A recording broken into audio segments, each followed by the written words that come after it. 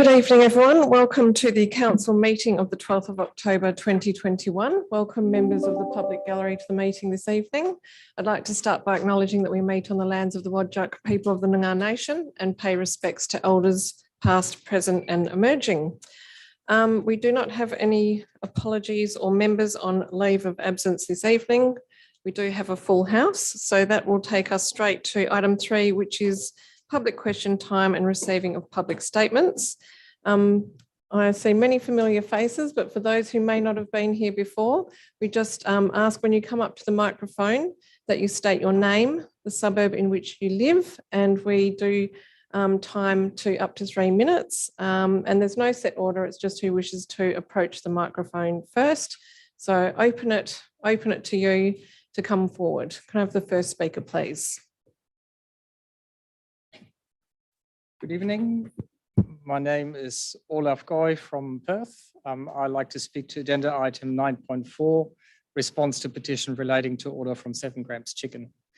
I would like to thank the city's administration once more for taking this matter serious and addressing and trying to seek resolution for the residents. I don't want to talk about the impact on us residents or in fact, the business operators. We have done this ad nauseum.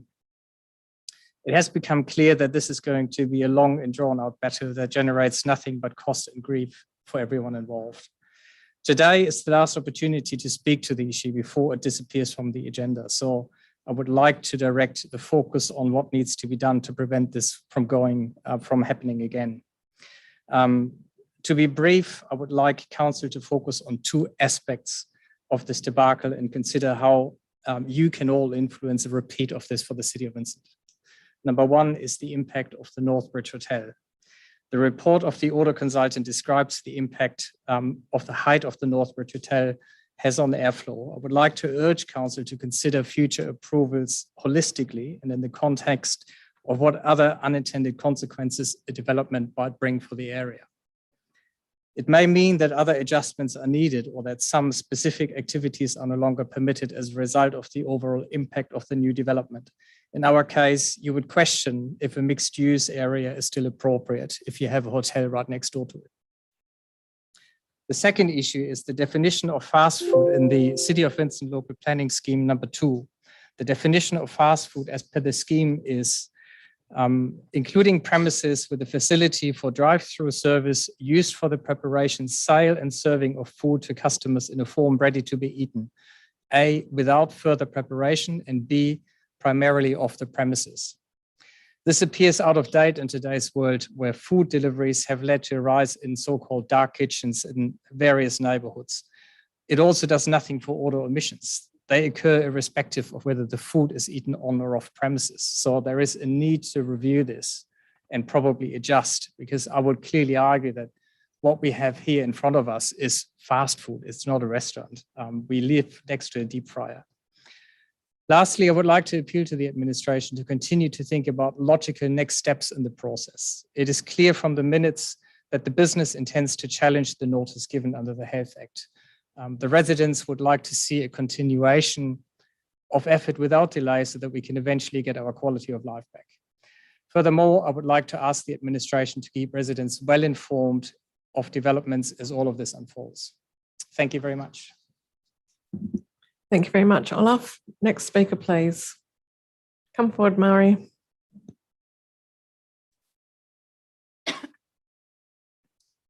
My name's Mari Slythe, 89 Carr Street, West Perth.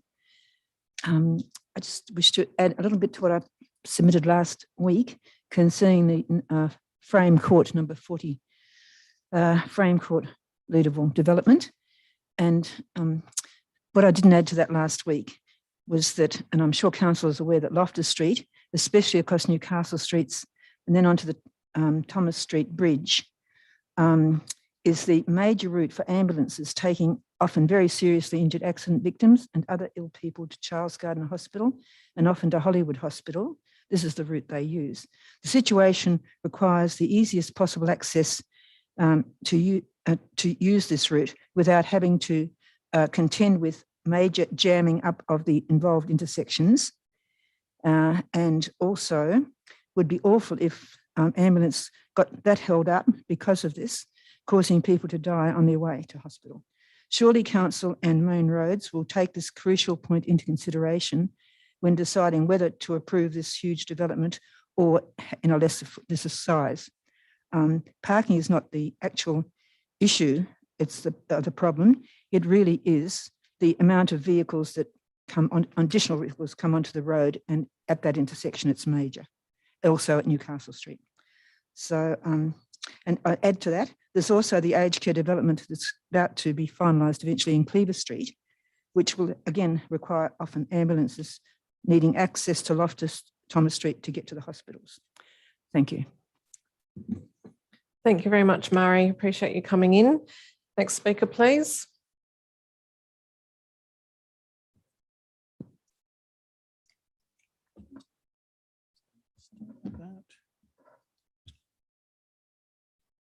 Honourable Mayor, Councillors, CEO and Officers of the Council, thank you for the opportunity to speak today in relation to item 9.1. David McLaughlin is my name. I'm a long-term resident of Moyer Street, Perth.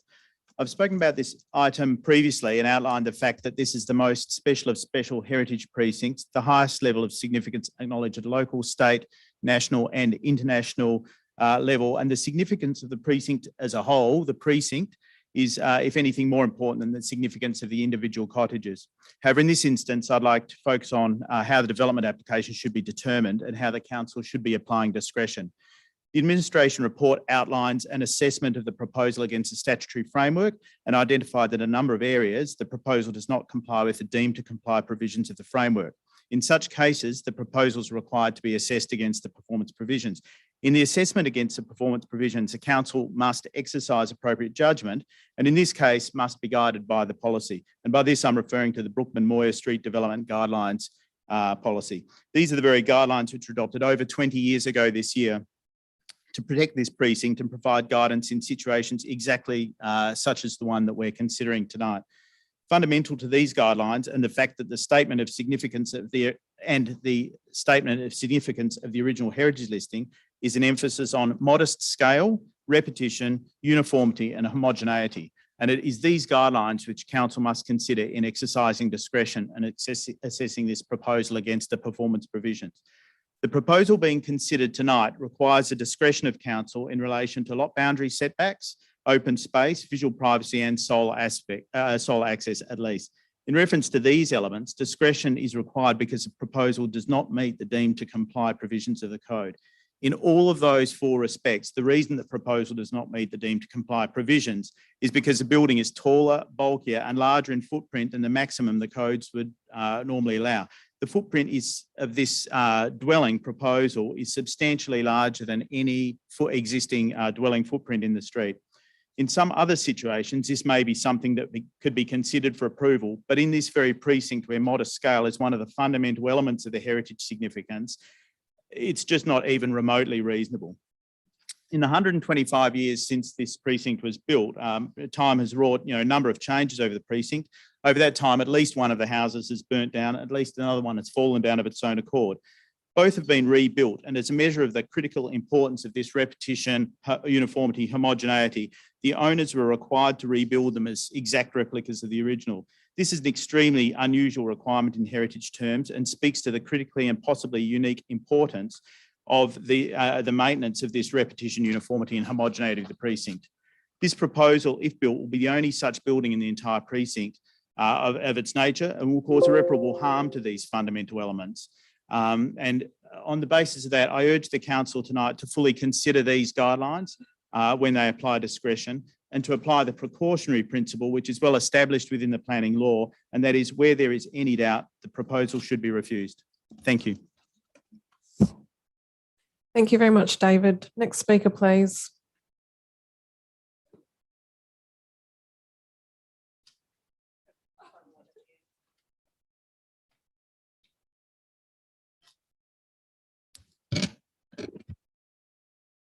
Good evening, Mayor and councillors, and thank you for the opportunity to speak. My name's Marion Greenwich and I too am a long-term resident of Moyer Street and the Brookman-Moyer Heritage Precinct. I'm speaking on Council Agenda Item 9.1. The Brookman-Moir Heritage Precinct has the highest level of heritage recognition, which includes local, state, and even international recognition. This was the only site in Australia to receive a UNESCO Heritage Award in 2017. All of the heritage documentation for the precinct, including the City of Vincent's own heritage guidelines, refer again and again to the precinct's modest working class housing, its uniformity and its homogeneity. The reason this precinct is heritage listed is not because of the individual houses. The precinct is unique and historically valuable because it is two whole intact streets of 1890s working class housing. I don't know how many of you can actually picture these streets. I know that Josh Toppelberg can, and I know that Mayor Cole can, having been there recently. The critical thing about these streets is that they are row housing. Row housing is really rare in Perth. There's obviously some in Melbourne, there's some in Sydney, and of course in London. But in Perth, it's a rarity. These little houses are little cookie cutter houses, all in a row, all from the same basic design and all single story. Because the whole precinct is uniform row housing, approving a development of greater scale and size really matters. The two-story proposal would destroy the uniformity of this wonderful precinct of row housing, which is heritage listed precisely because of its modest scale. The large footprint of the proposed development would make it by far the largest house in the precinct, and certainly not modest. The overshadowing created by the proposed development would deprive number 24 Moir Street to the proposal south of sunlight in winter. That means things like that includes depriving that house of the availability of having solar panels in future. I'll wind up. The bureaucracy, local or state, has never defended this precinct. Saving it started with a grassroots community campaign when two houses were scheduled for demolition. So we look to you, our elected representatives, to advocate for the community and to protect this precious remaining built evidence of Perth's working class and migrant history. Thank you. Thanks very much, Marion. Next speaker, please.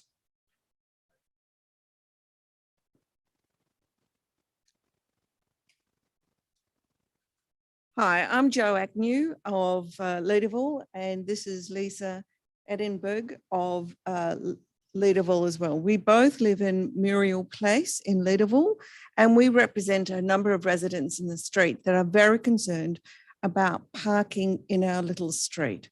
It's a cute little street like everybody else's around here that they're talking about. We have a series of workers' cottages in there as well, but we're not heritage listed. However, we have got a street that is a metre narrower than the streets surrounding us. What's happening in our area is that increasingly parking has become worse in our little street because of new businesses that have been approved within the area. For example, Oxford Dental has moved from its big building down the street into just opposite the entry into our street. We've also got customers and clients coming from the new physiotherapy centre, etc., that's been in the area. And at the moment, there's a big sign for Bubbleville Academy, an early learning centre, noting they can't spell centre right, that's come up in front of buildings just opposite the entry into our street. So we're terrified we're going to end up with an early learning centre in a street that really can't cope for it, and we're going to have more parking problems. It's now becoming difficult to get into our street safely. The street is currently, I'm not sure if any of you know it, is currently zoned 2-hour parking and is in zone 1. Now, you all know from Zone 1, that means anyone in the surrounding area and business can come and park in our little street. Now, because it's such a narrow street and we've got footpaths down either side, it's very hard to be able to get into it when everyone's parking there, particularly those who have set up businesses in residential houses that don't have enough parking for both the staff and their clients and customers that have come in. What we have had suggest to us, and people are now, what they're doing is parking on the sidewalks, because otherwise you can't get down the street because it's too narrow and it's a very narrow street. Now, we've had parking rangers coming down, giving notices to residents for parking on the footpath. But if you don't park on the footpath, you're going to block the street. So we've got a bit of a chicken and egg going on there. What's happened is the council has offered us the joy of having a yellow line down one side of the street. Now, because a number of the houses are old heritage houses, they do not have any, some of them don't have any parking at all, and they rely on street parking, or they've got limited parking for just one car. Not most houses have two cars in the street. Plus there's a block of flats at the end. I don't know who approved that at one stage of bad management, and they knocked down some heritage houses, but also there's issues about the flats and parking of going forward about that. So as a community, we wrote back and said, no, we really don't want the yellow line, because it means residents, particularly through the day, this is the issue, would not be able to park in the street, because we'd still have all those other people coming into the area and they're coming home, or their car's there and they can't get out. I'll finish up very quickly. We've written saying we would like to have it as residents of Muriel Street Place only parking. We've all had a letter back saying the council doesn't approve that on policy. However, we have got that situation in Carr Street, and we would like the council to consider turning Muriel Place into residents of Muriel Place parking only. Thanks, Joanne. Look, I'm happy to meet with you and come out to Muriel Place. And I think there's a few things that we could look at. I think one of the issues you've identified is being in Zone 1, which is something we probably need to look at where that boundary falls. But I'm very happy to have a chat with you about this and to come and have a look for myself. So I'll find your details and be in contact with you so we can discuss it further. Great. Thanks Okay. very much. Thank you. Next speaker, please.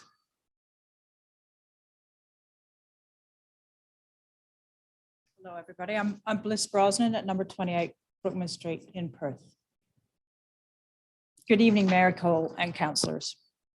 Thank you for the opportunity to speak tonight. I discovered these two very special streets in 1991. The first time as a renter at number 15 Brookman Street, the second in 1999 as the lucky owner of number 28 Brookman Street. In 2021, I have lived in this precinct for a mere 23 years of its 125-year existence. In the words of Penny O'Connor from the Heritage Council, Brookman and Moira Streets are a condensed history of Western Australia, all in this one little concentrated area. And that is what makes these streets so special and worth protecting.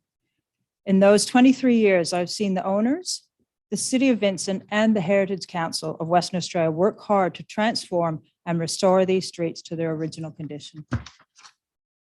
In 2016, with the support of the city, the Heritage Council gave our streets a conservation award.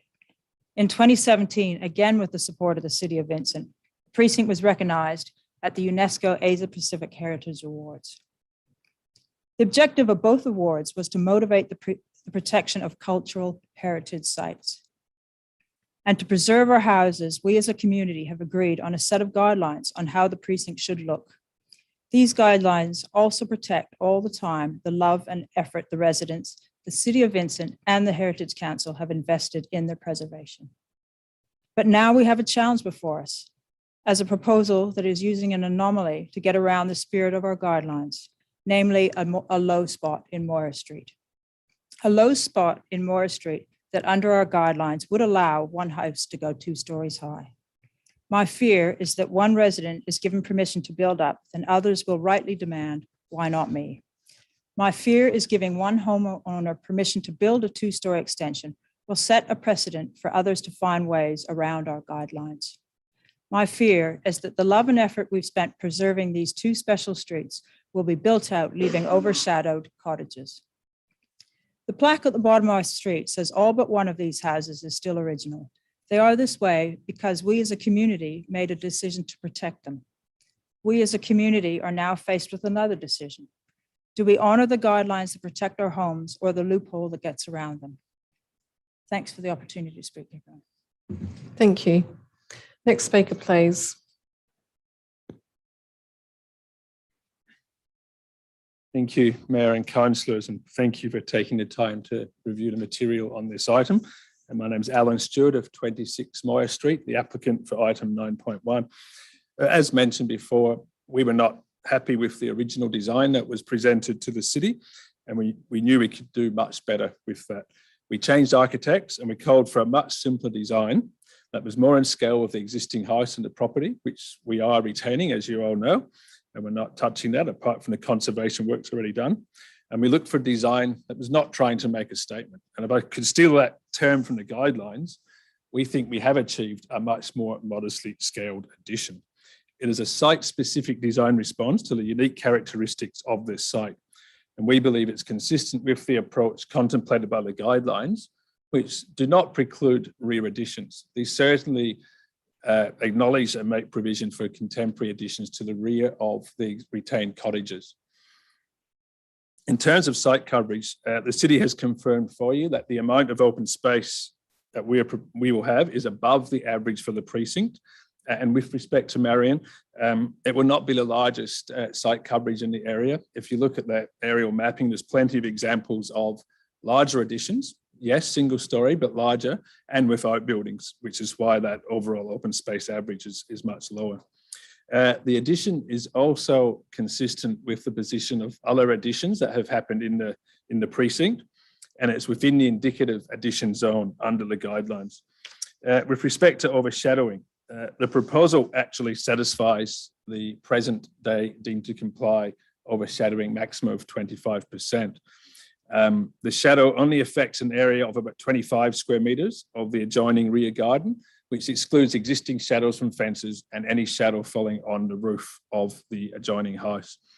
And again, with respect to David's comments earlier, it does actually satisfy, as I said, the overshadowing deemed to comply.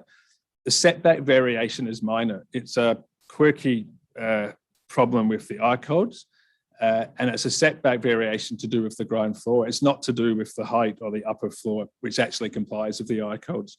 The open space variation is minor. As I said, it's above the average. And if you include the verandas, which are a very important part of the open space areas in the area, it satisfies the open space requirement. And the visual privacy variation is a minor thing as well, that just a small part of the cone vision falls upon the roof of the adjoining house to the north. We've worked very hard to achieve a design that we think sits very comfortably behind the retained house with very little visual impact on the streetscape and very little impact on that heritage fabric that the previous speakers have talked about, which I do not disagree with at all. To me, this is about the impact of the addition behind the retained cottage at the front of the property. I'm not saying the addition will be invisible, but it will not be prominent and it will not be detrimental to the established streetscape. My final comment, as I've mentioned in the material, we are prepared to further reduce the height of the window to the stairwell, which will allow the roof to be modified a little bit and further reduce that visual prominence when one looks along the side setback between the houses. And the city is aware of the details around that particular variation. And I've also mentioned before, we're happy to come back before building permit with all the details of finishes, materials and colours. Thank you very much. Thanks, Alan. Next speaker, please.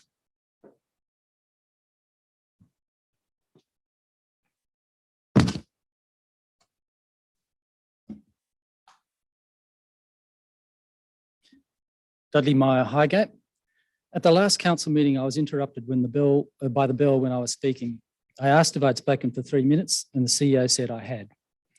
The recording of the meeting shows that I spoke for 2 minutes and 23 seconds before I received the bell. It shows that the CEO was not at his desk when I started speaking and did not start any timer. And it shows him pressing the bell as soon as I started asking about the mini roundabouts. It also shows that the previous speaker spoke for over 4 minutes.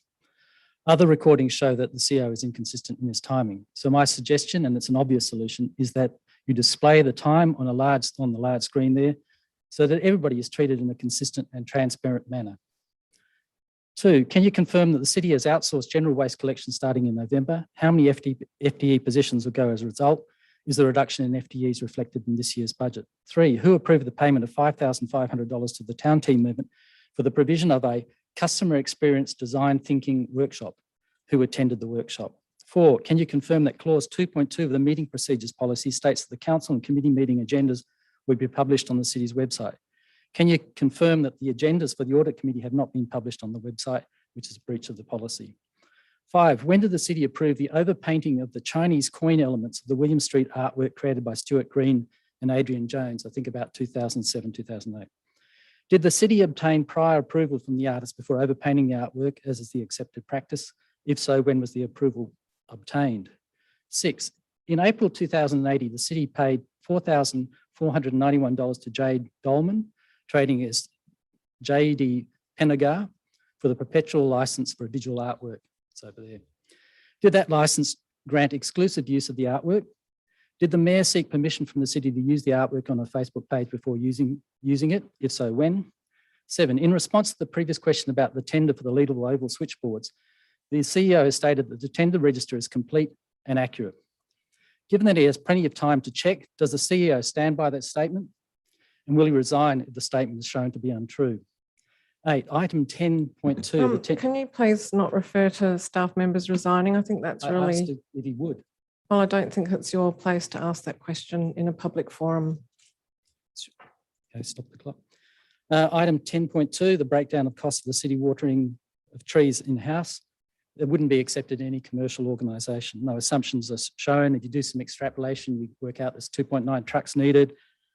FTE costs are about 140,000 per year. Very questionable. The city should make sure that they know what they're doing before they make a decision. Don't just tick the box. And finally, all the best to Josh Toppelberg. He's been here for 12 years. He's done a great job for the community. Wish you well so that you can spend more time with Brooke and the boys. Thank you, Josh. Thank you. We'll look into a scoreboard in the council chamber so we can all see when 3 minutes has occurred, and apologies that you were cut short. It certainly wasn't intentional on my behalf. Are there any further speakers this evening? Okay, thank you very much, everyone. Appreciate your comments and attendance. And we will, just to let you know, the way that we deal with council business is to go to those matters that were raised by members of the public gallery first, and in that order. So before we get to that, we do have some other items to deal with. So we first of all go to applications for leave of absence. Are there any applications for leave? Yep. Yes, we're noting that Councillor Toppelberg is taking permanent leave, as is Councillor Smith. Item 5, the receiving of petitions, deputations and presentations. I understand there are none. Confirmation of minutes. This is for the council meeting. I don't have the date in front of me.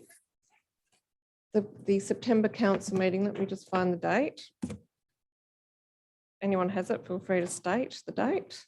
14th of September.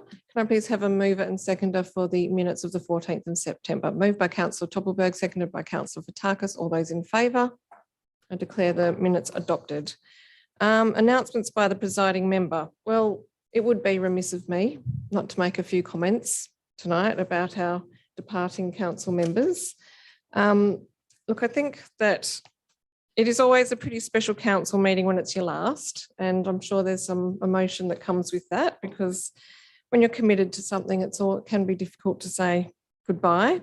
But we just really should mark this. And I wanted to say thank you to Councillor Josh Toppelberg, to Councillor Sally Smith, to Councillor Jonathan Hallett, and to Councillor Alex Castle and Councillor Joanne Fotakis, who have all served with great diligence and integrity over this term, and always with the community interest and future sustainability of Vincent at the heart of your decision-making and representation of the Vincent community. In the past term, there have been some very significant strides forward and achievements in which you have all played a significant part. So to our retiring members, it is a definitive goodbye tonight. So Councillor Smith, I have a few words for you. We just want to say thank you because when you came to council, you brought your independent business background as an owner of a small business in Vincent in the past, community volunteering experience over many years, and a passion for all things local. You have been dedicated to learning all aspects of the role as a council member. And I will never forget the time I rang you to chat with you about something and you were sitting in the car waiting to pick up your son while casually reading the R codes. Enough respect.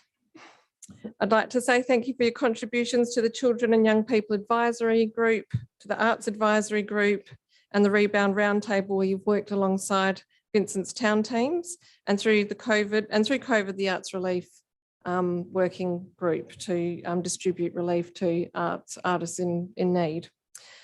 You have brought to Vincent Council a common sense, proactive and positive approach with the ability to identify opportunities to stride forward, improve and to support our community to flourish. We wished it was longer, but we know with someone of your dedication that you are not someone to do things by half.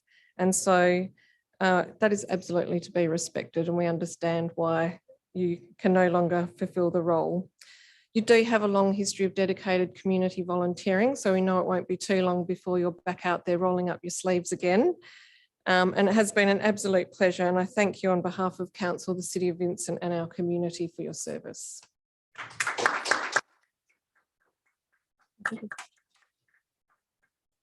Councillor Toppelberg, 12 years of material. This is very, very brief though. It doesn't really come close to describing it. But I would describe you as our statesman and historian of council, a statesman being described as a wise, skillful and respected political leader, and you are still young. You are our second longest serving council member, second only to Ian Kerr in his 13.5 years. You have served alongside 3 mayors and 22 councillors. So that really shows that you are someone that can get along and work with people. 4 mayors. Oh, you were with Alana too. Sorry, I forgot Alana. How did I do that? Apologies, I didn't look at the photos. 4 mayors, so I'm corrected. So you've been through many changes, a new town planning scheme, including the battle of the concrete batching plants, major planning reforms, significant strategies, long-term financial planning, all of which have set Vincent up for the future, and many major projects. You've even been through upgrade of Beatty Park twice. You have always been have been seen as having a gift for planning, and you easily convince people that you have a planning qualification. You are helpful on policy and are regular at the JDAP, where you regularly defend our council's planning policies. You have a complete commitment to quality design, including to our own council facilities. You've always been highly responsive to community members, on the job constantly, often phoning in as you survey the district. Fiercely independent, but you also work excellently with others on the major issues. There's a few things that have always piqued your interest and it can't not be stated. Overuse of colour bond, faux materials of any kind, Hyde Park food trucks, heavy weights and ugly park fencing. You leave a legacy in the chamber in use of the word Vincenti, and in using the Pantone colour chart to describe all of the different colours of the amendments that we deal with every month. You're not known for making brief deliberations because you have always added your perspective, never been shy to take a differing view or to fully interrogate a matter, but always respectfully, professionally and with intelligence. Your engagement throughout your time on council has been consistently high, and your contributions have been broad-ranging and of great value.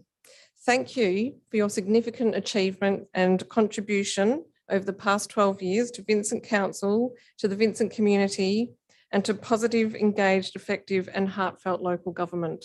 You will be missed. You do leave me as the most senior in the room, which is quite frightening, and I might have to occasionally phone a friend to revisit the history of the past. Thank you very much.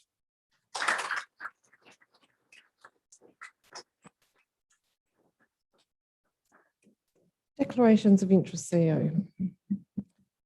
Through you, Mayor Cole, the only declaration of interest received is as recorded in the council, the meeting notes from Councillor Hallett that was declared last week in the briefing around item 8.1 in relation to the public health plan, and there's a declaration of impartiality from Councillor Hallett. Thank you very much, CEO. Are there any other declarations of interest this evening? Okay. All right, so I'd like to now move to councillors to see whether there are any items in addition to those that have already been raised by members of the public or that aren't absolute majority decisions. So far we have had items 9.4, 9.2 and 9.1 raised. 9.6 requires an absolute majority decision. So in addition to those items, Councillor Hallett. 9.7. Councillor Castle. 9.8. Councillor Wallace. I think it was mentioned, but 10.2. Thanks. Councillor Fotakis. Number 9.5, Mayor. Thank you. Councillor Loden has left the room. Councillor Toppelberg. Thank you, Mayor Cole. 11.4, 12.1 we need to pull out, and 12.3 as well. Thank you, the info bulletin. Okay. Councillor Loden. All right, thank you. Just 11.3 and 9.8, please. So what was the last one? 9.8. Okay. Councillor Smith. Councillor Gondaszewski. 9.3, please. I'll just cross-check that against amendments and we will shortly be back with the items being moved en bloc.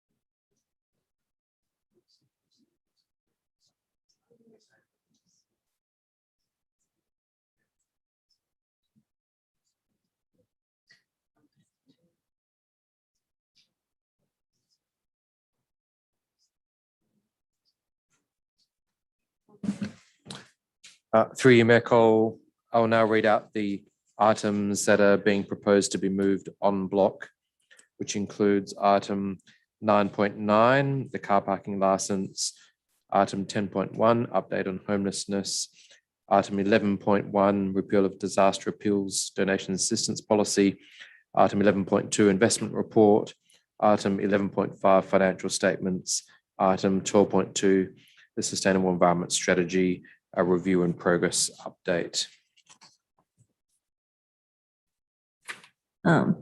Is 13.1 extracted, the notice of motion? Yep.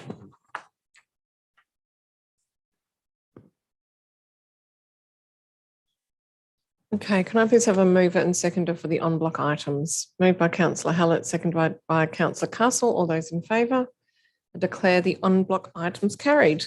So the first item that was raised by a member of the public gallery this evening is item 9.4, which is response to petition relating to odour from 7 Grounds Chicken, 212 to 214 Lake Street, Perth. Can I have a mover and seconder for this item? Moved by Councillor Toppelberg, seconded by Councillor Wallace. Thank you, Mayor Cole. Thank you, Mr. Goy, firstly for these considered comments this evening. Just a question. I guess that in summary, what was said from the community this evening was effectively this is the end of a public process and it now becomes a compliance matter behind closed doors to some degree and a request to be kept informed. Can we get a summary of what the process is intended to be from here, irrespective of whether the operator and owner intends to fight the notice or otherwise, what the process is for the community? Can we get an idea of what the timeline and the process is and what is being done by the city? Through you, Mayor Cole. So the focus of this case now is the notice issued under the Health Act. The compliance date is the 23rd of November.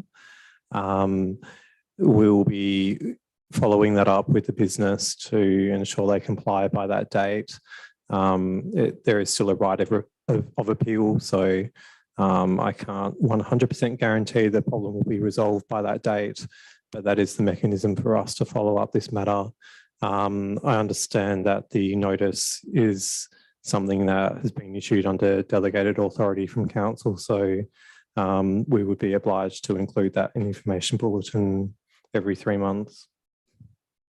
So for community members who've had direct liaison and are on the mailing list, they could expect to receive some form of regular-ish update, but for those who are not, who wish to check in, the avenue would be via the council information bulletin or a phone call or email directly to the city? Yeah, through you, Mayor Cole, I would suggest we have been providing fortnightly updates to community members up until this date. Once we have any new information, we can provide a further update to community members, and they are welcome to contact us as well, and we can provide them with information based on what they're asking. Thank you.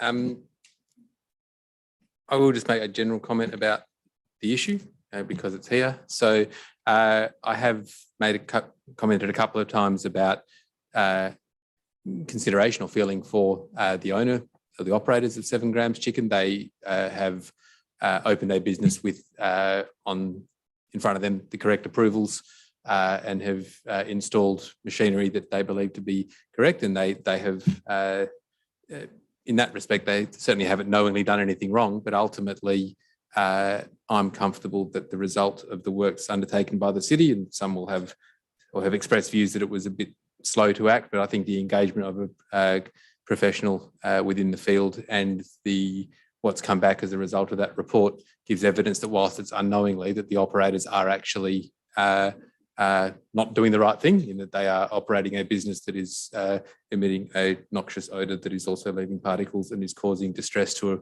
a wide number of people. I can't imagine what that experience is like on a day-to-day basis, but it's something that the Health Act does give local governments the ability to be able to manage and control. And whilst that process through the issuing of the notice and the defence of it is potentially a slow process, at least the process exists, is something that I am pleased about, and I hope that it's a fair resolution can be found that is respectfully economically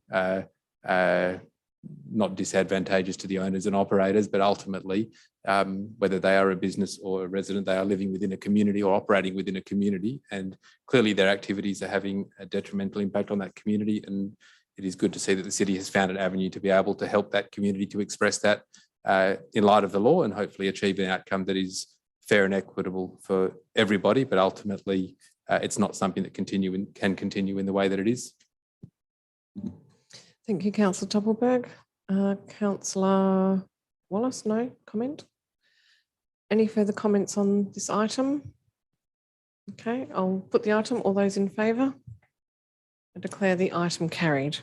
That takes us to item 9.2, Lot 40, Frame Court, Leederville, Proposed Local Development Plan. Can I have a mover and seconder for this item, please? Moved by Councillor Gontaszewski, seconded by Councillor Toppelberg. Thank you, Mayor Cole. I am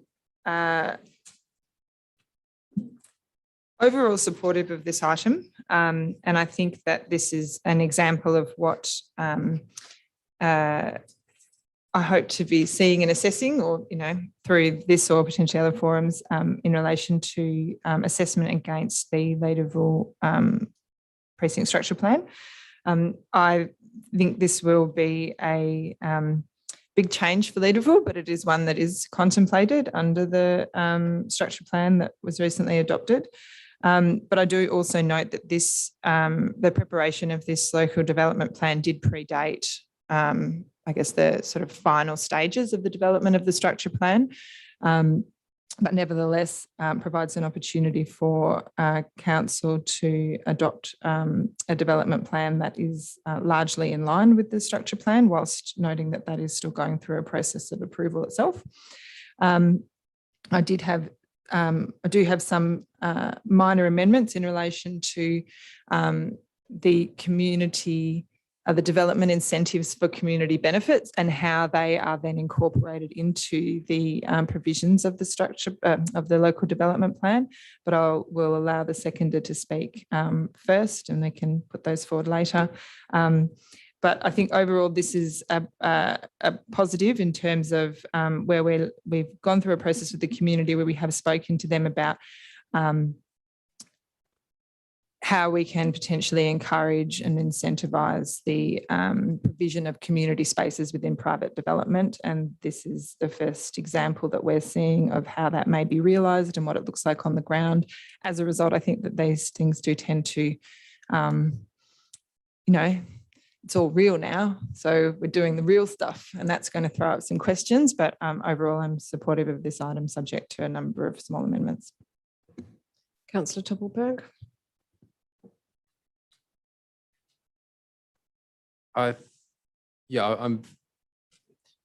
We've seen a number of iterations in the community or just discussions about what this development could potentially be. And whilst what's proposed in the local development plan deals specifically with the scale, height and elements and the planning elements, I am mostly or very interested in seeing the actual development application and what that actually involves. I think some of the finer grain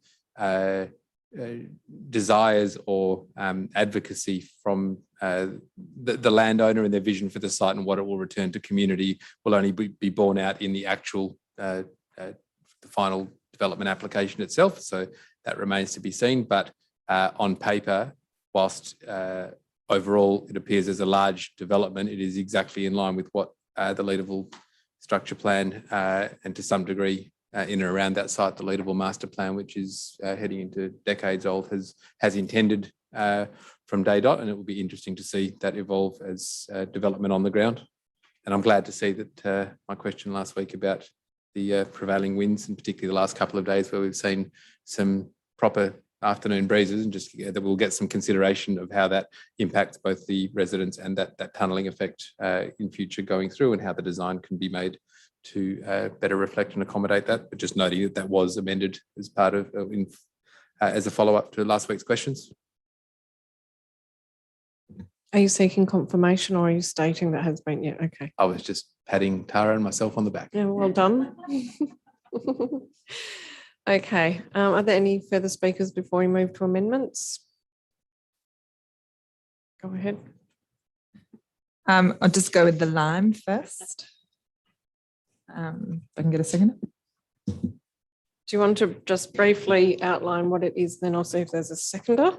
This is just a increase in the deep soil provision within the northern and southern plaza to just make some increase of provision to bring it more into line with what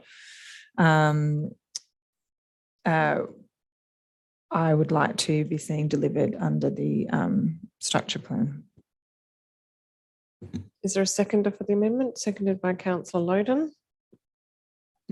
I don't really have that much more to say. As I said, this is where it gets real, and I think that I am I'm supportive of this overall application. I do think there's minor tweaks, and yes, given that an LDP can be varied through the development application process, who knows what's coming? But I think ultimately, I think that minor increase in deep soil zone, noting that the applicant has advised that it would be possible to increase the amount of deep soil areas to 172 square metres, which I think again is that through this process there has been good responsiveness from the applicant in relation to these sorts of amendments. So I'm hopeful that this would be something that can both be incorporated into the LDP and then realised through the development process. Councillor Loden. Thank you, Mayor. I'm supportive of the amendment. I do note administration's comments around the challenges that creates for creating a meeting space and a town centre and all that sort of stuff.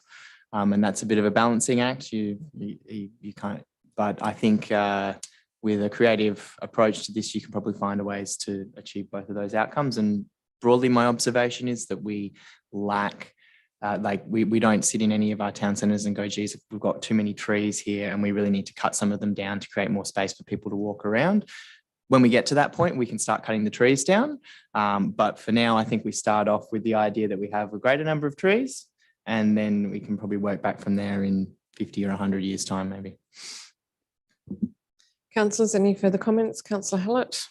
Just a question, because we had some discussion last week around the replacement of the deep soil zones with the on-structure planting. I'm just wondering if, and maybe it doesn't come under the planning considerations, but to what extent the impact on water capture and runoff is incorporated into that kind of swapping in one for the other? Through you, Mayor Cole, I suppose it's not being considered as specific as that, but it does outline in the planning consideration that the on structure should be double that shortfall. So I suppose you can make some thoughts around what that comparison may be.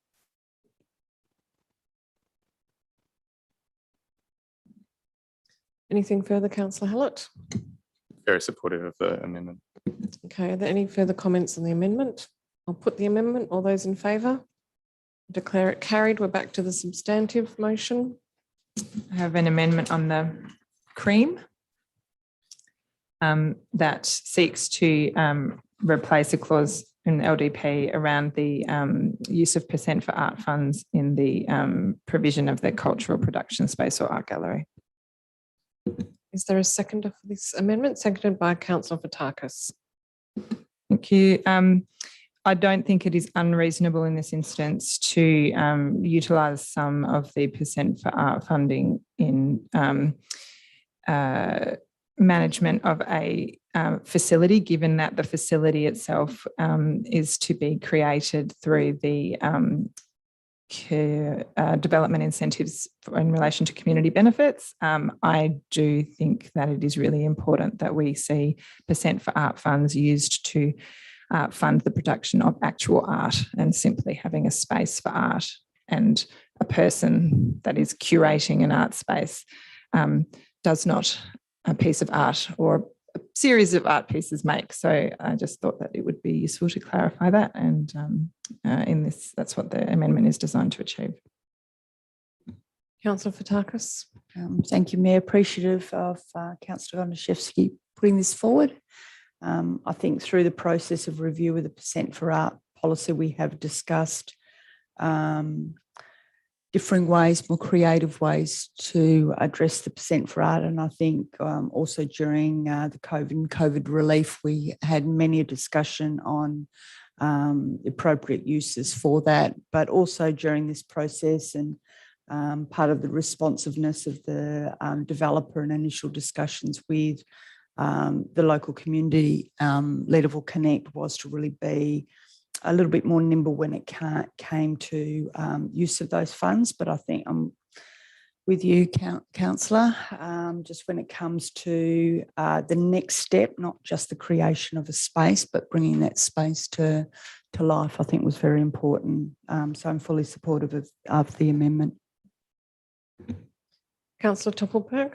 Thank you. Just a question to the mover, if I may. In the reasoning, it talks about ensuring that all of the % for art contribution will be used for this purpose. What percentage would be used for this purpose?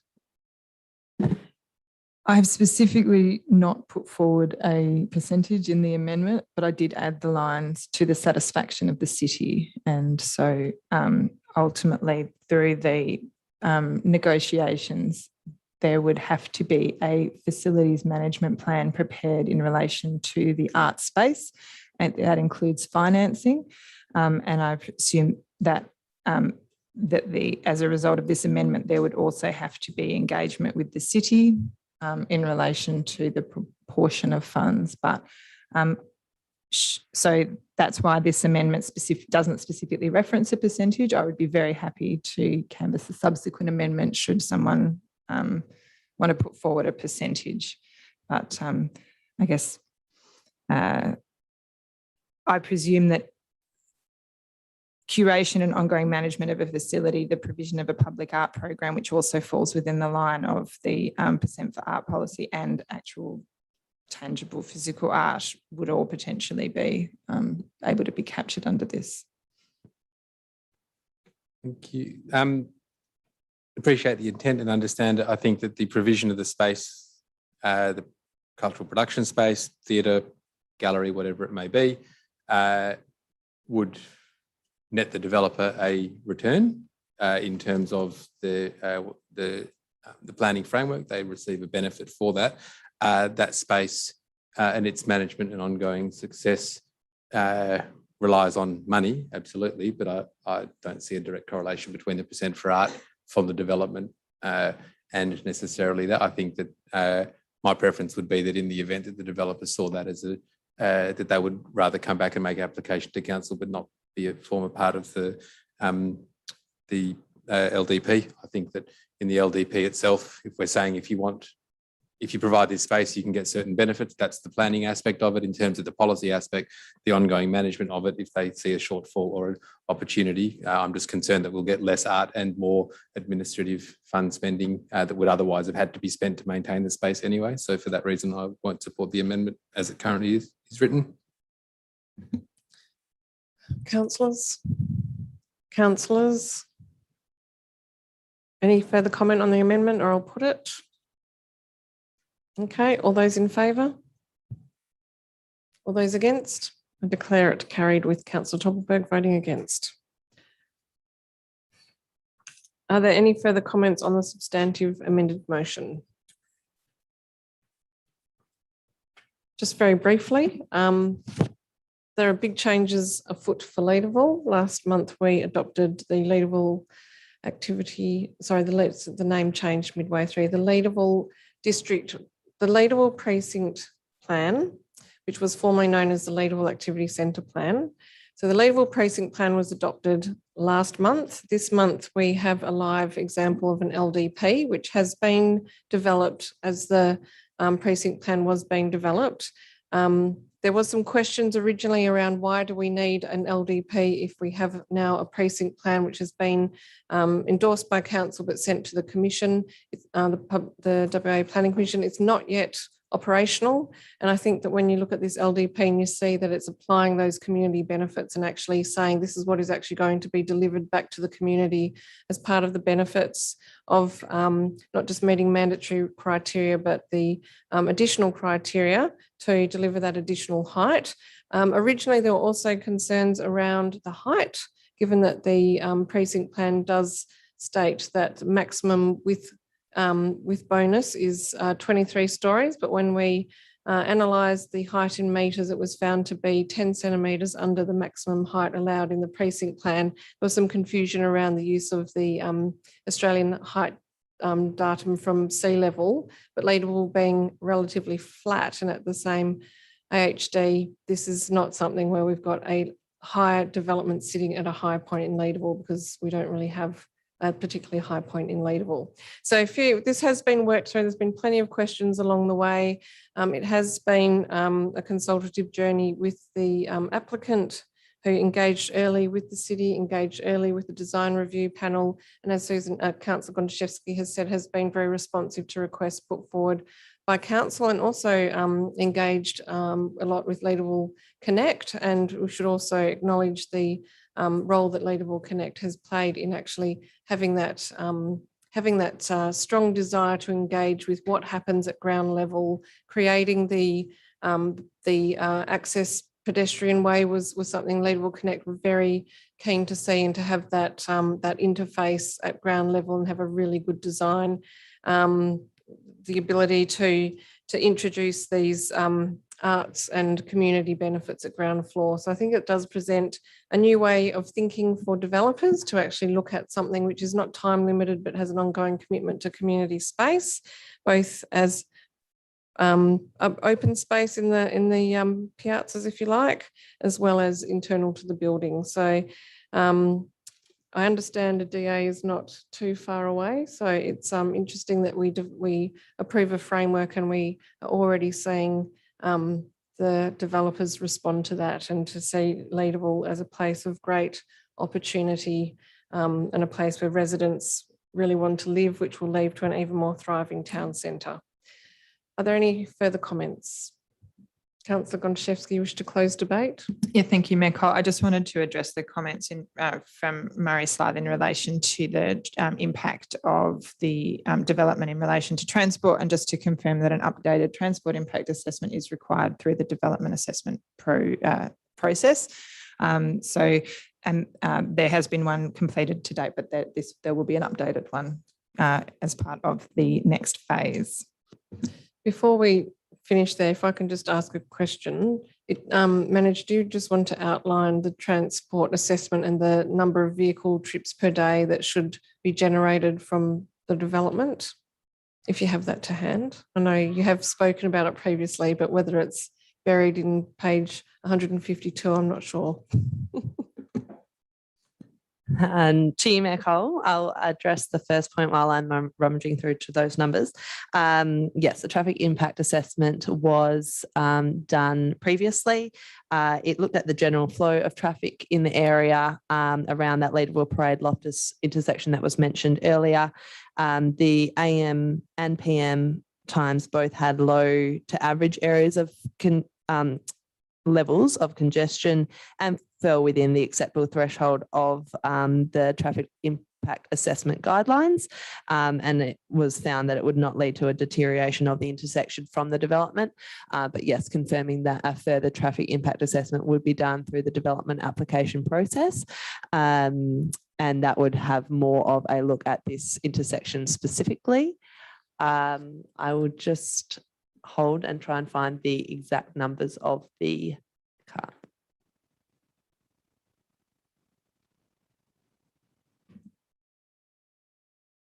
I would invite another council member if they wish to speak at this point, but Councillor Gontaszewski is in the process of change. No, that's fine. No, I don't think anyone, they were given the opportunity.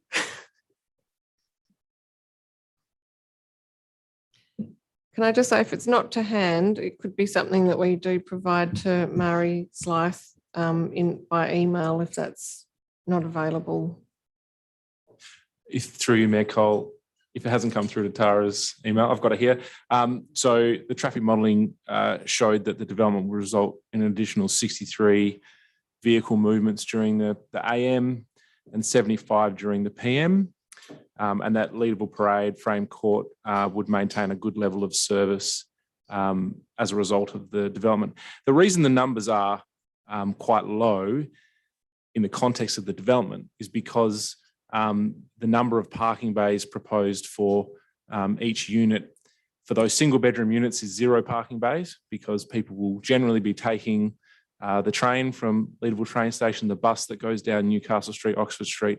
They'll be walking. All of the services and amenities are within walking distance of the development outside of that. So the development overall won't be relying on vehicles. It will be relying on the broader public transport and amenities of the area. Councillor Gontaszewski, did you have anything further to add? Okay, well, that has closed debate, so I'll put the motion. All those in favour? The LDP is adopted. Thank you. Okay, that brings us to the last item raised during public question time, which is 9.1, number 26 Moya Street, Perth, proposed alterations and additions to a single house. Can I have a mover and seconder, please? Moved by Councillor Loden, seconded by Councillor Gontaszewski. Thank you, ma'am. This was quite a contentious proposal that has come through, and there's obviously been a lot of debate and consideration by the community. There's also a number of proposed amendments and alternatives on the paperwork, so I'll let the people talk to those. It's interesting when you look at it from that streetscape point of view.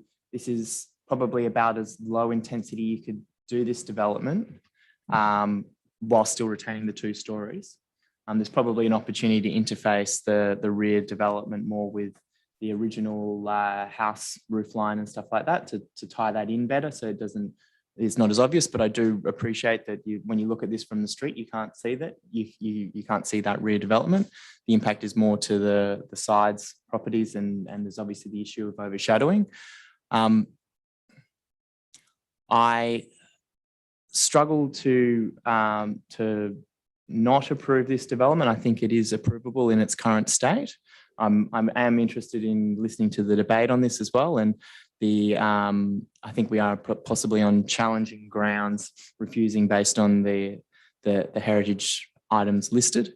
But that being said, I am very interested in hearing others' views on that as well, and note the documentation and stuff that people have provided as well. But overall, I think this is approvable. And I fully appreciate that this is a concern for residents, and that you're then risking that the next development then comes in and is half a metre taller, and then half a metre taller again, and all of a sudden you've got large scale mass development in your street. But when I consider it on that holistic sense, my take is this is something I approve, and I'll see what the amendments come up, but I'm broadly supportive of the officer recommendation. Councillor Gonchevsky. Thank you. I understand resident concerns regarding this application, and it has gone on a bit of a journey. So I do understand why residents did have some initial concerns in relation to what came forward on consultation. And I absolutely appreciate the desire to ensure that the significance of this new unique precinct is maintained. And I understand Bliss Brosnan's comments from the gallery in relation, and as Councillor Loden has said, that is this the start of the increasing scale of development within the area. However, I just don't think this application is warrants a refusal on those grounds. I think that the guidelines for the precinct recognise that the houses will be renovated. They have been renovated and extended. There is outbuildings that are new, and there has been extensions. And I think that the guidelines provide fairly clear guidance in relation to rear extensions in terms of the visibility from the streetscape. And I feel that this application is ultimately compliant with those in terms of the visibility and the retention of that, unique and homogenous streetscape. I don't really feel that that is compromised with this application.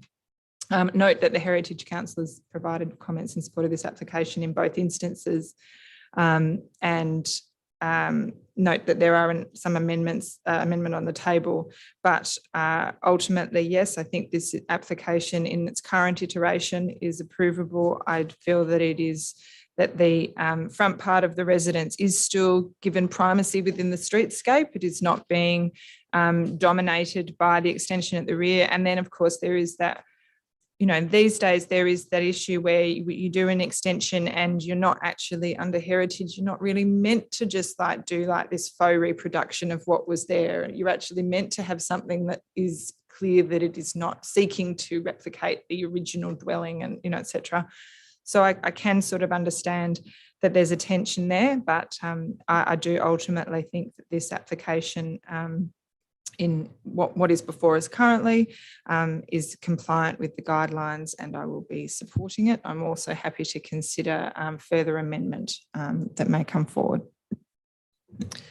Thank you, Councillor Gonchevsky. Can I just state the Lilac Amendment on the table? I'm afraid I don't recognise it. I'm not sure if I did seek to put up an amendment to talk about materials and finishes being to the satisfaction of the city. I was then informed that there was already a condition similar, and I'm satisfied with the condition that stands.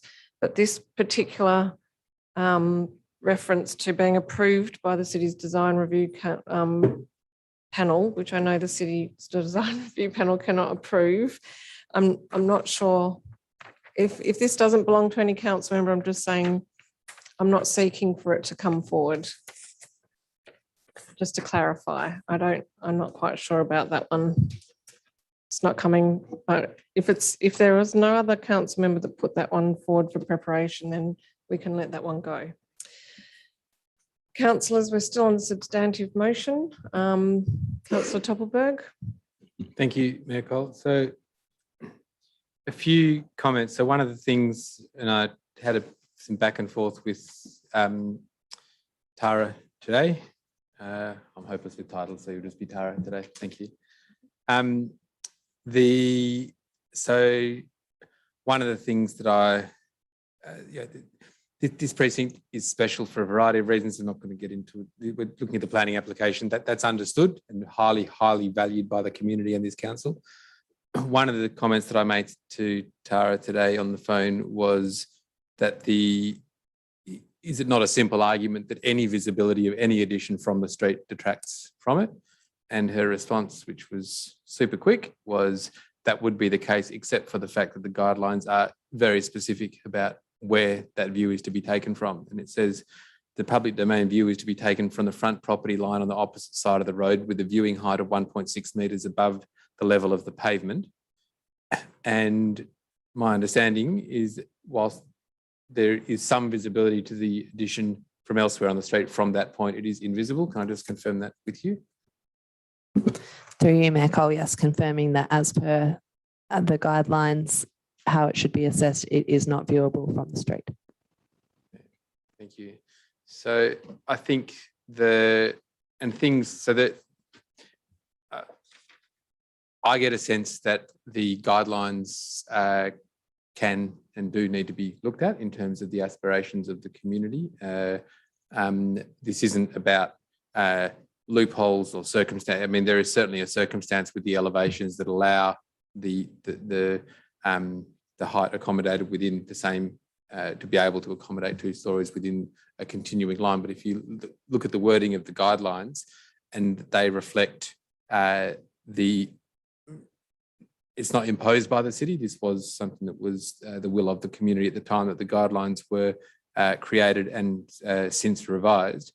They actually talk about the extensions doing exactly what the applicant has done, which is extending the roof line to match as is, extending the wall height as is. So in terms of and I made some reference to it last week, the fact that there is a floor level that exists in between that makes it 2-storey is a site circumstantial, I suppose, but in terms of the physical construct of it, it does meet the guidelines. So in terms of expectation, or what it then comes back to is two issues. A subjective view potentially of what modest dwellings means, and there's been some back and forth in the emails that we've received in relation to the number of bedrooms and whether that can be considered modest or otherwise. I note that it is at the owner and applicant's discretion, or the owner of any property, to, for example, remove a bedroom, replace it with a kitchen within the existing space to reduce the volume of built form that is required. But I do note that the intended addition does not propose to make any change to the use or construct of what currently exists within the existing footprint of the front part of the house. So the other element, but I do also understand that a 5-bedroom, 2-bathroom home with a study and a second story is by a stretch to a definition of what would be considered modest in an area of workers' cottages. I fully accept that and agree with that view, but the guidance on what is defined as modest within the guidelines as they are written would take a different view. I'll leave the Heritage Council's comments aside, and I don't disagree with the comments that were made last week about viewing this individual proposal as a development application in the context of its addressing of the streetscape rather than the street as a whole. I was actually surprised to see the comments from the Heritage Council being as supportive as they were. I do think that that question of it being a modest dwelling is something that leads to more conjecture than what the comments from the Heritage Council result in. So what's left then is the overshadowing. And I'm just going to go to the officer's comments in relation to overshadowing. So it talks about, as a result of the site orientation, the shadow cast by the existing dwelling is already 23% of the southern adjoining property, and the proposed additions contribute an extra 14% overshadowing. I guess there's two ways to look at that. You can say that in totality, an additional 14% is not a huge amount. We understand it's been supported by the neighbour. I understand that that neighbour is the current custodian of that property, but their view in this particular circumstance and precinct is of no more validity than anyone else in the community or this room, because we are equally the custodians of that principle for that district. And so I don't give much care for what the actual person who's in that property currently, what their view is of the overshadowing. I think it's as a principle. I also look at it and say, well, if you're already 23%, you're allowed 25%. What has been done to minimise the impact of overshadowing on the current or future either aspirations or otherwise? And there, whilst the current orientation results in a difficulty to develop, and any east-west facing lot would result in difficulty for the southern property to develop, there is a conscious decision to proceed with the development and then to proceed with something that is going to increase that overshadowing. I just will ask a question. I know there's an amendment that talks to it, but the applicant spoke of potential changes to the height. So the height of the stairwell window or the second floor window, and then also potential changes to the roof. Do we have an understanding of what impact that would have on the overshadowing in terms of any reduction with the change in roof line?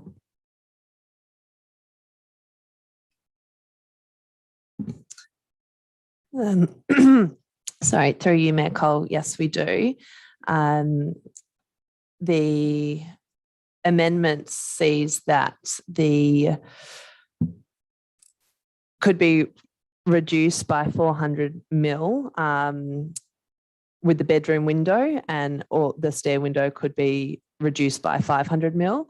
This would equate to the reduction of overshadowing of the adjacent property by 4.5 to 5 metres squared. Okay, and can we get that in percentage terms? Just in terms of current, what's the square meterage of the adjacent property? I can probably work it out all by myself. And whilst talking about where that overshadowing being reduced, would that be reduced in the outdoor area? To you, Mayor Cole, yes, it would be.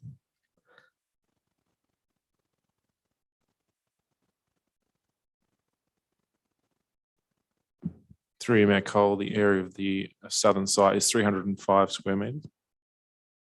So we're talking 1.5% difference. So we'd be down to from 37 to 35 and a bit percent.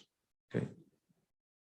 Thank you. So look, I think if you take the principles of the guidelines and what they talk to in terms, we take the existing footprint of the building, the fact that that's essentially what's being built upon.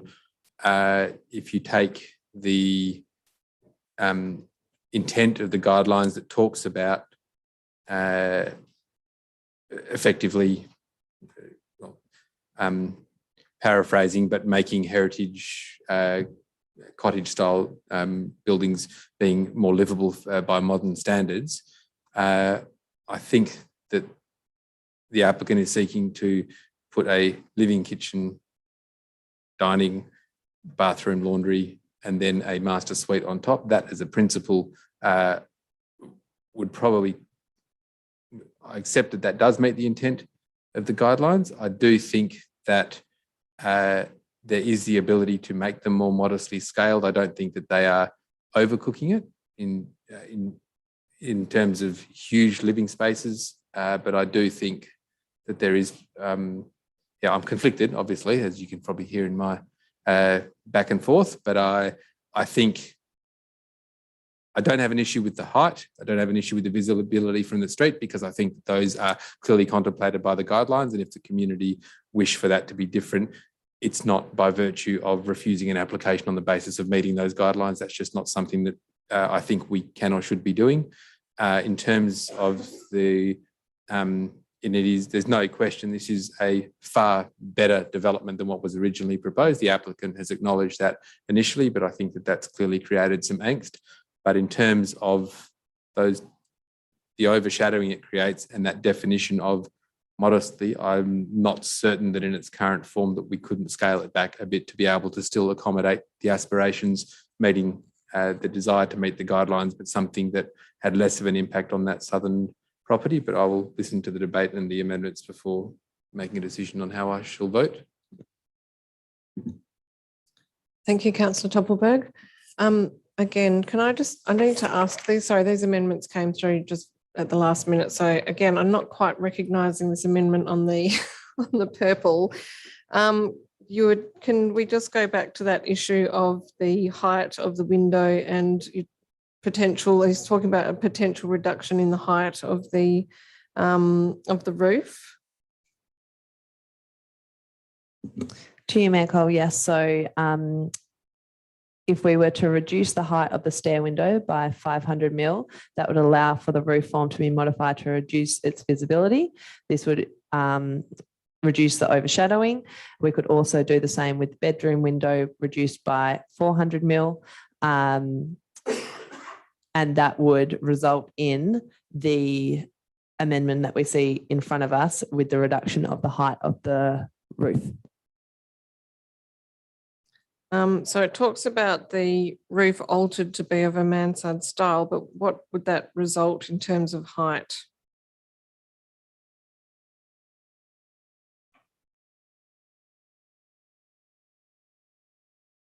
Yes, through you, Mayor Cole. The height of the roof overall would be the same. It would just be reduced where the windows currently project above the wall. Okay, so it would be about the projection, and that projection would reduce the overshadowing. Okay.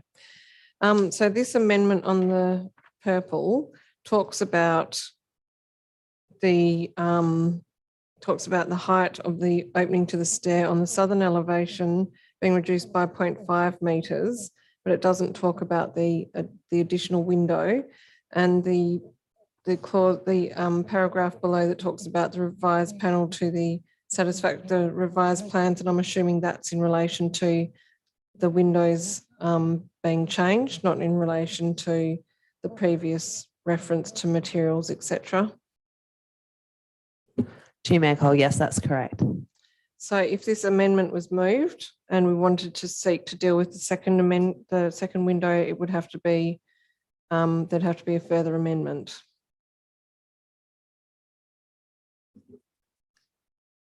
To you, Mayor Cole, yes, this looks at that stair window because that can change the reduction of the roof, which is the issue for the overshadowing.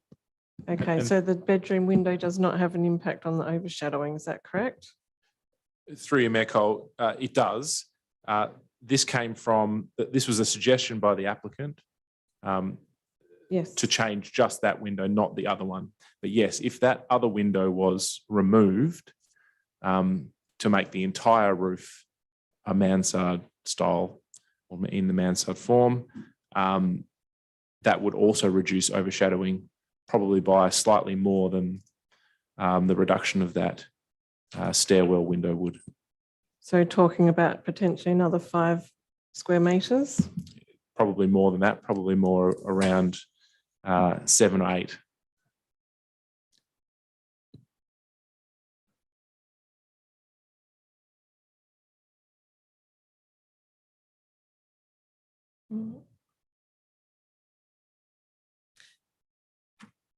Is it possible to provide a form of words that would allow that to happen, or would it would be a significant change if you're removing a window from a bedroom. What other windows, in terms of visual, solar access to that bedroom? I'm just concerned that might be a significant change to come up with at a council meeting without having any discussion with the applicant. To you, Mayor Cole, that is why the amendment has been worded as it is, because following discussions with the applicant, they were happy and they had discussed this with their architect and felt that this could be achievable, but it would have much more effect if we were to include the other window as well in this amendment. Okay, so if both windows were included, would that reduce the overshadowing to something to the tune of 27%? To you, Mayor Cole, if we were just looking at it would not, to you, Mayor Cole, it would not be that significant, but I would have to do the calculations. Okay. All right, council members, should we, whilst that's happening, does anyone wish to provide any comment? Councillor Hallett. Thank you. I think in general, in terms of the development application itself, it is generally respectful of the house it's attached to. And if it was an isolated heritage building anywhere else, I would be quite happy to support it. But what I keep coming back to is the phrase homogeneity of the modestly scaled buildings in the precinct. So as the folks in the gallery have said, this is the last example of a whole neighbourhood of intact working class rental accommodation from the late 1890s that are modest scale houses on small blocks. For me, I can't get past the idea of a modestly scaled block and understand that that is indeed subjective. But for me, it's the guidelines and the heritage listing is significant, and it's not just the built form, but it's the cultural heritage of a working class and migrant background that is that precinct. And so for me, that modest scale is incredibly important to pay homage to that history. And so I'm not comfortable with supporting the report as is. Mayor Cole, just whilst we're waiting for the response, as is customary in line with our meeting procedures guidelines, may I foreshadow a deferral motion that would allow the applicant time to consider some of those things? I have one worded, but I'll just foreshadow it. So it's yes, I do have a question. I was along the same lines. I was just wondering where we're at with the statutory time frame on this application. I was just trying to find a date. To you, Mayor Cole, sorry, regarding the first comment, I'm just looking through and we could add a B to the amendment that looks at including the bedroom window. I am noting that the bedroom window does provide minimal additional shadow. It shadows the clothes drying area of that southern property. But if we were to include the bedroom window, that would reduce the overshadowing by a further 2 to 2.5 metres squared. So it wouldn't be significant, but that's the calculations. So do you have an overall figure on what the overshadowing percentage would be? I have it in metres squared. I can figure out the percentage. So the stair height, the stair window removal would reduce the overshadowing by 2 metres squared. The bedroom window by a further 2.2 to 2.5 metres squared, and that would result in the total overshadowing of the adjacent property by 4.5 to 5 metres squared.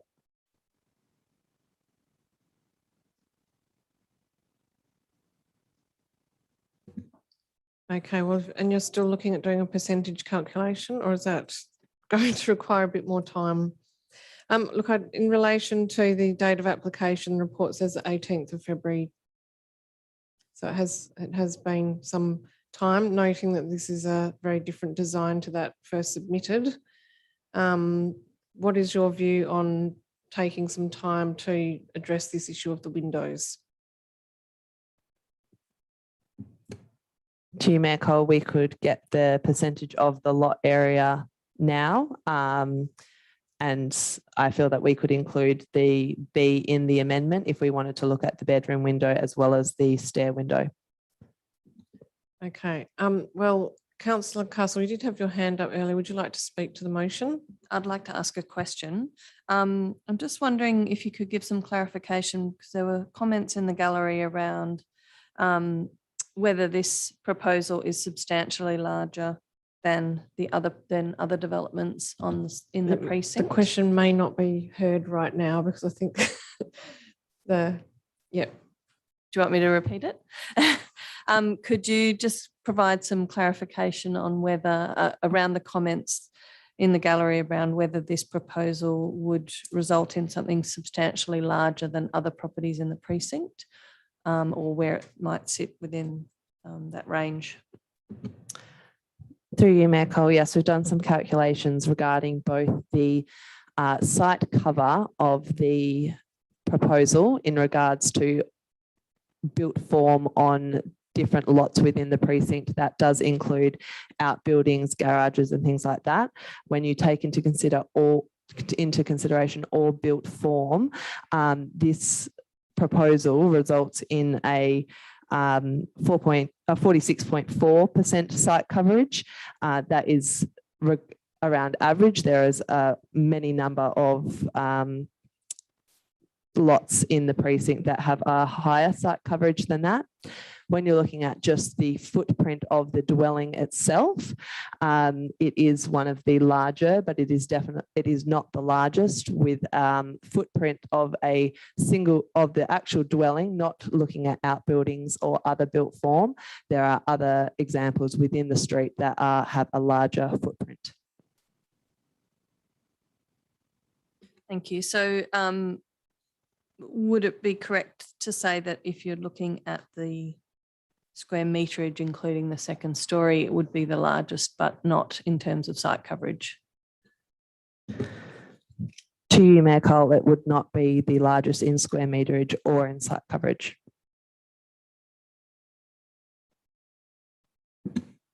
Councillor Castle, have you finished asking questions? Okay, Councillor Wallace. Thanks, Mayor Cole.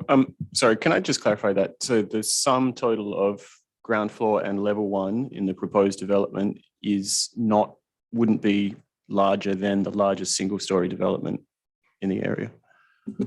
To you, Mayor Cole, we looked at the coverage of the lot as built form, not taking into consideration the area that would have 2 stories. We did not count that twice.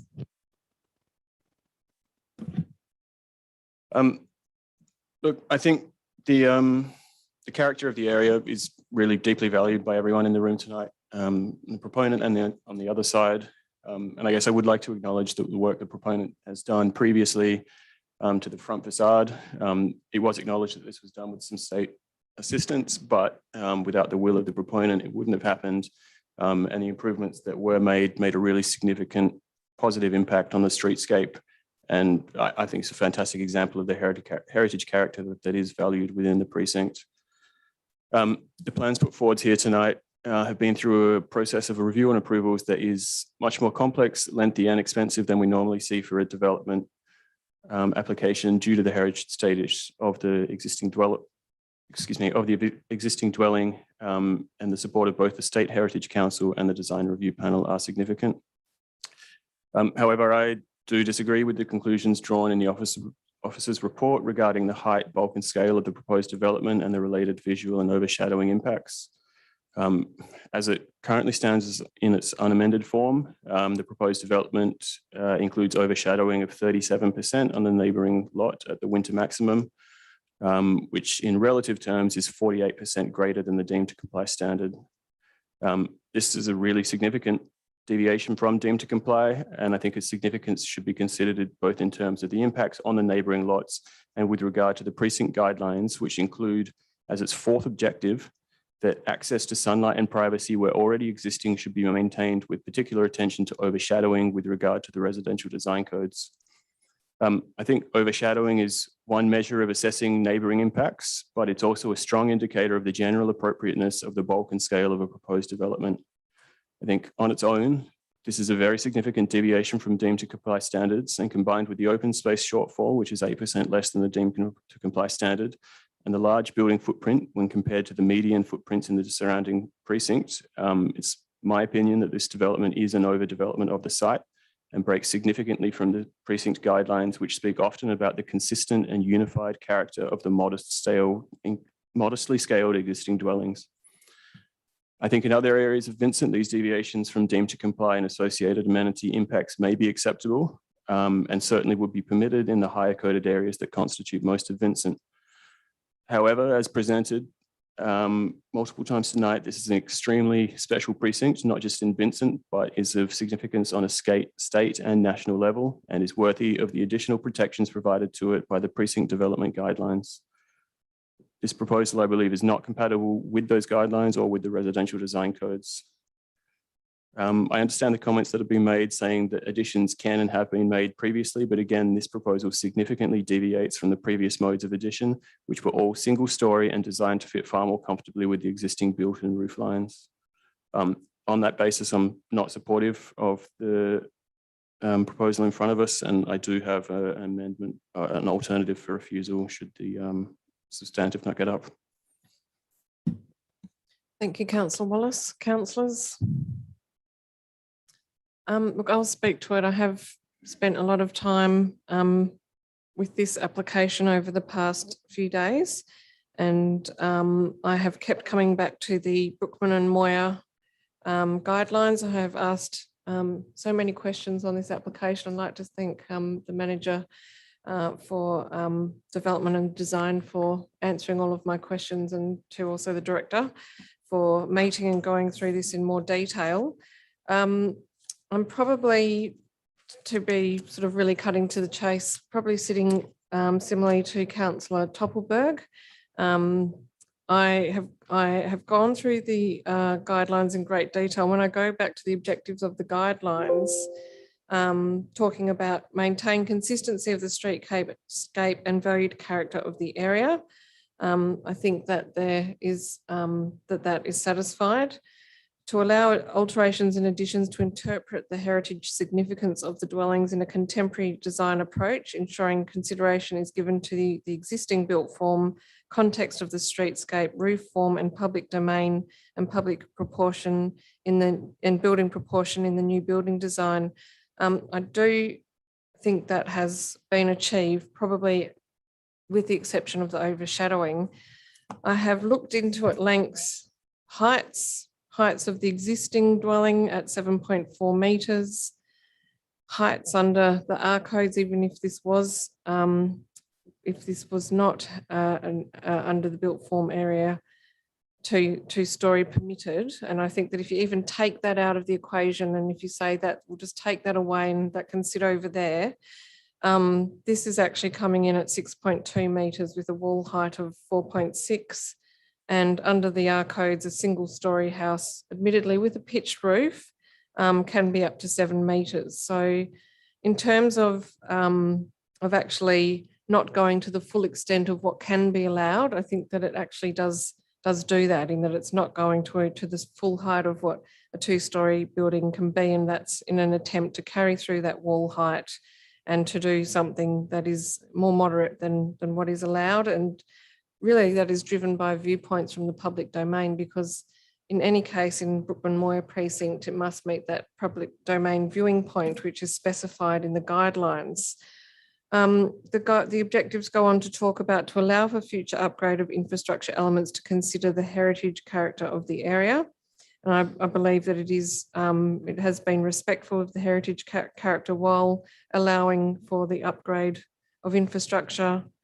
Sorry, that's in relation to public infrastructure, I believe, that particular point. So I'll leave that aside. Access to sunlight and privacy where already existing should be maintained, with particular attention to overshadowing with regard to the residential design codes. That's the area of concern that I hold. Strengthen the settings of the front setbacks, side setbacks and end of blocks and rear settings of dwellings to become more compatible to the heritage significance of the area. So we can see from this addition that it doesn't alter the front in any way. The side setbacks are consistent. The rear setback is consistent, and I believe that it is seeking to be compatible in that way. Some of the other objectives talk about rights of ways and Forbes Street frontage. But if you move forward through the alterations and additions, part 3 of the development, it does note that further change to dwellings will be required over time. And that it is important when these changes occur that the integrity of the streetscape and the architecture is retained. And I believe that the integrity of the streetscape is not impacted by this proposed development, and the architecture in terms of separating and being different from the existing dwelling is not replicating, but it is respectful in terms of its use of materials and its palette. It does then go on to state that no additions will be permitted that will be visible from the public domain over the existing roof line. And we've talked about the fact that it meets that public domain view requirement.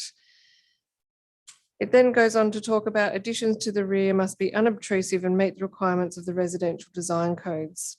Again, I believe to a large degree this is unobtrusive, potentially just with this overshadowing issue.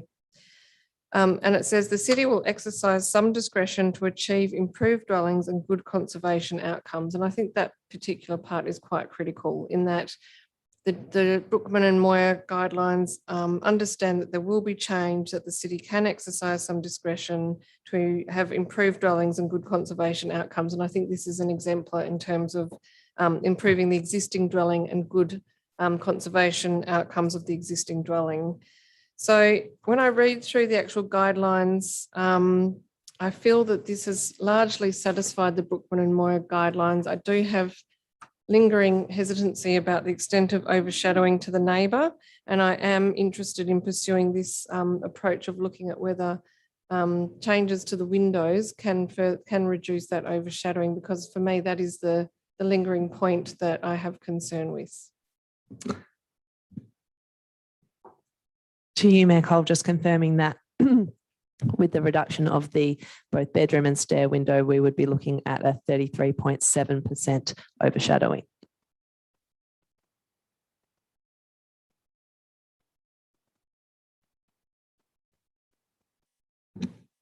Thank you, Manager. So that it's currently 38% and that would reduce to 33.7%.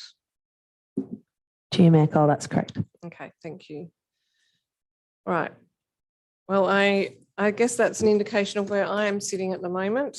And we have various views around the room, so we'll move on to other councillors that haven't spoken to see if they would like to contribute to the debate. Councillor Vatakis.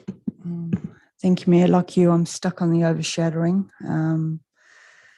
as well as the other points that have been raised, certainly by Councillor Wallace. And thank you for swaying me a little bit more than what's been swayed before. And I can't get past the overshadowing, particularly in this precinct. It's an old precinct. Solar access is critical on these old homes. I did want to ask the question as to whether there had been any further discussions with the applicant about any other possible alterations that could be done that may lead to a more significant reduction. Certainly from 37% to 33.7 for me just isn't enough at this point in time. But I did want to ask the officer whether there had been any other consideration of alterations that might lead to a more significant reduction. Through you, Mayor Cole, the southern property that is being overshadowed is very vulnerable to overshadowing, so it would be very difficult for any addition, both single story or double story, to not provide this overshadowing. It is noted that the proposal does continue the existing wall height, and it results in that currently the concealed roof height of 6.1 metres.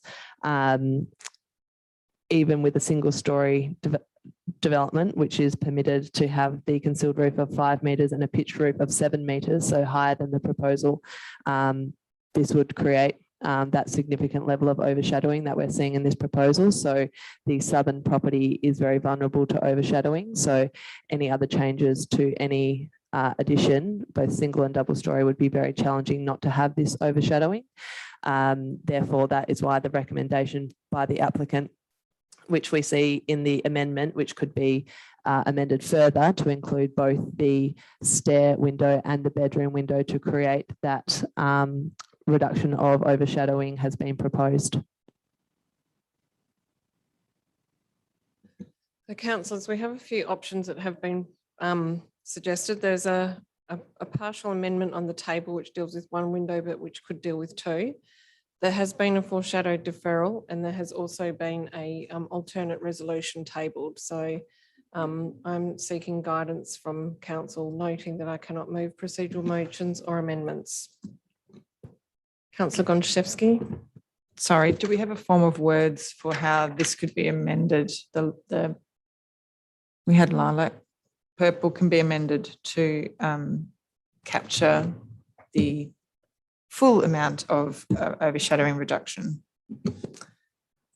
Through you, Mayor Cole, yes. 1.2, the second section where it says the height of the opening to the stair on the southern elevation shall be reduced by 0.5 metres, and we could include thereafter, and the bedroom window to the southern elevation of the roof altered to be of a mansard style.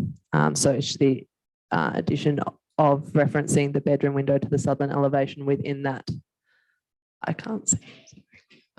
We might just have, Tara, are you happy to talk with Wendy just to, oh, yes.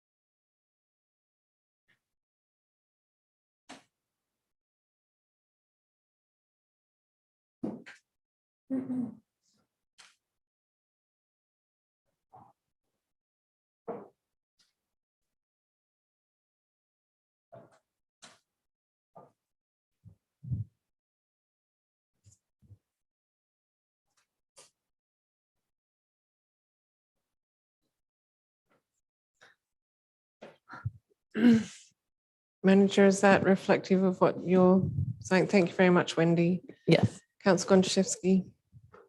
I will happily move that amendment. Is there a seconder? Seconded by Councillor Castle. Do you wish to speak to it? Just to say that should a deferral be forthcoming, I think it's always important, if you're asking for more to be done, that we're clear on what the substantive is that's being deferred. So I'll move this amendment for that reason. Councillor Castle, do you wish to speak to the amendment? Yes, through you, Mayor Cole. I'm supportive of the intent of the amendment. I do have some reservations about voting on it without the opportunity to speak with the applicant about whether this is acceptable and possible. So would be supportive of a deferral motion if that is forthcoming. I take Councillor Gonchevsky's point about actually incorporating this into the substantive before it's before it's deferred, if that happens. So I will be supporting it. Councillors, comments on the amendment? Councillor Wallace. Thanks, Mayor Cole. I'm not really supportive of the amendment. I think that the changes it's going to make to the overshadowing are really insignificant. And if this building was to be approved, I think the views south to the city are kind of a element of the design that's worth preserving. Yeah.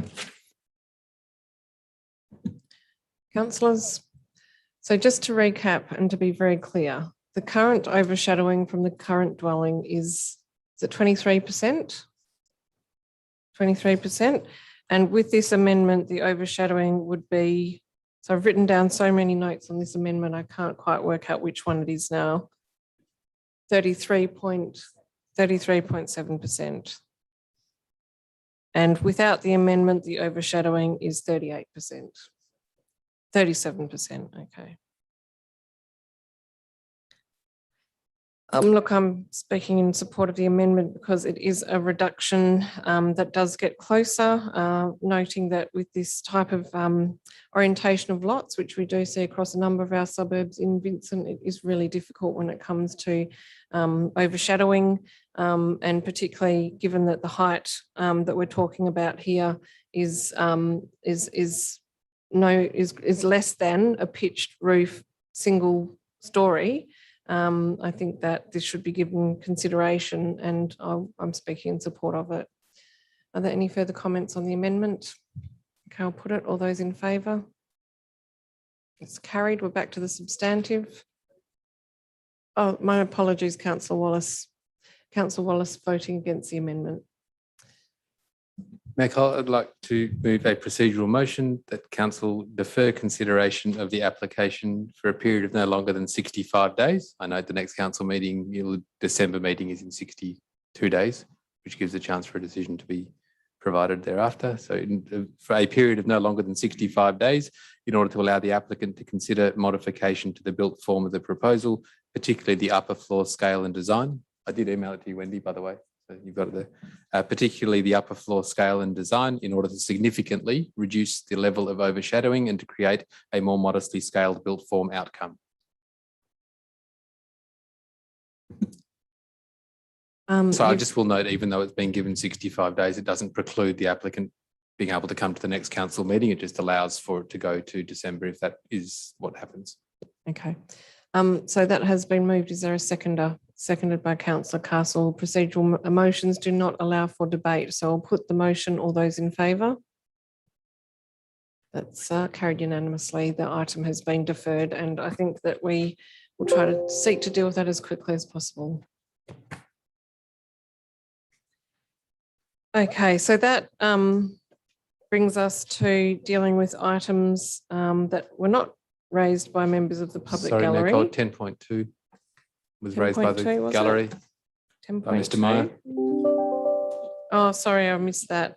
My apologies. 10.2, tender number IE 108 2021 tree watering and tree planting.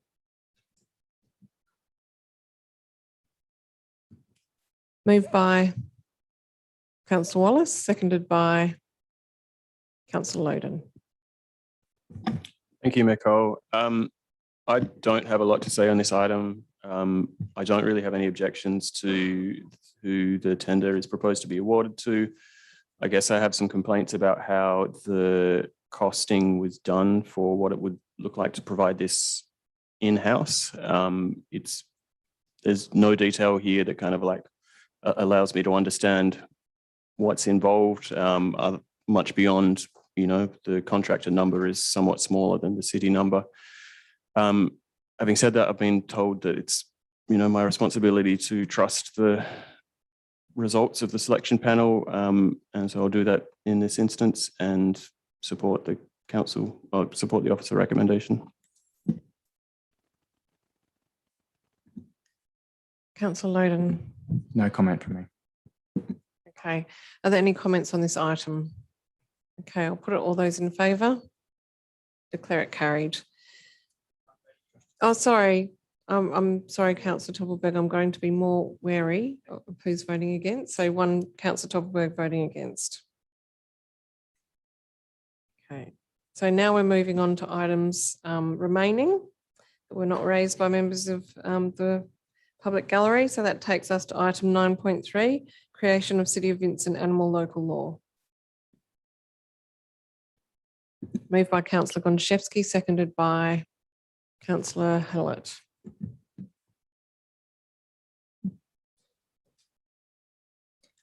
I'm very pleased to see this animal local law come forward, and despite not intending on having any chickens or eating any of their eggs, but I'm very pleased that we will facilitate the free and easy keeping of bantams in safe and healthy manners. I have no questions in relation to the public health elements of this local law. My questions relate to dog exercise areas.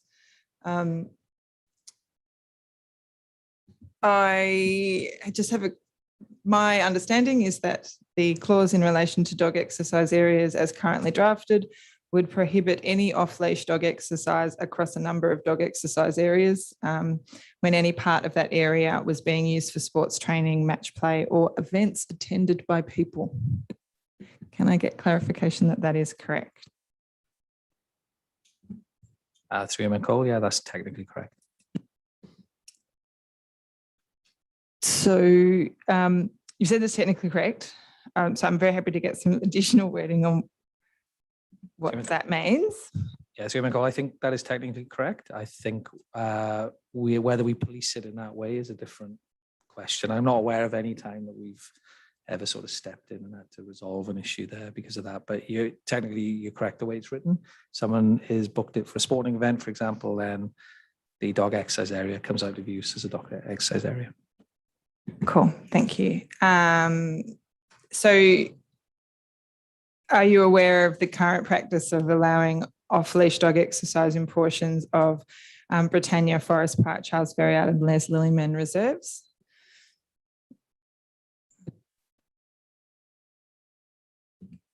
Through McCall, yes, we are.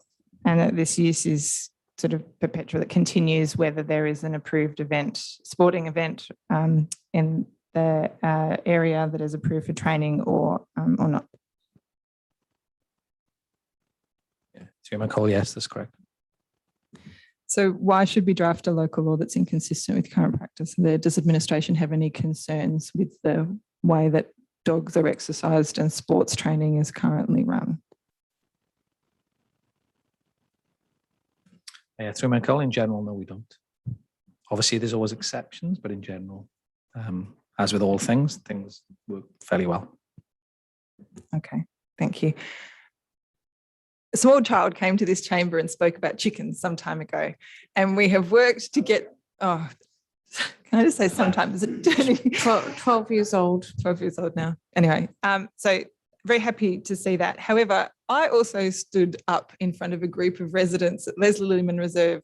I haven't worked out exactly how many years ago it was, but it was definitely more than one or two, when they had, and Councillor Cuz was not in because she was there, and so was Nicole, when they had been advised in correspondence from the city in relation to additional training at the footy club that operates at their local reserve, that they got a fairly sternly worded reminder from the city that said, oh, just FYI, this is what the local law says. And those residents were like, but hold on, we have a memorandum of understanding with the city that says we're allowed to exercise our dogs at all times, even when the training's on. And that's the assurance we were given by the city. You're saying the local law is inconsistent with that.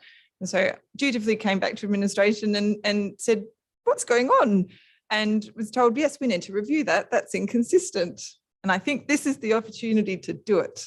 And so yes, but I haven't been to the seconder yet. So I'm still speaking. I know you're full flight, but you're going to have to hold that thought while I go to the seconder. I'm still going. So I'm just saying that I don't like inconsistency in our local laws vis-a-vis 24-hour parking rule. You know, I feel that's consistent for me. So once the seconder has had a chance to speak, I will consider some amendments in relation to this regard, but ultimately very happy, and also actually very happy with the operation of our dog exercise areas and the way that they are able to accommodate sports training, match play and events attended by people.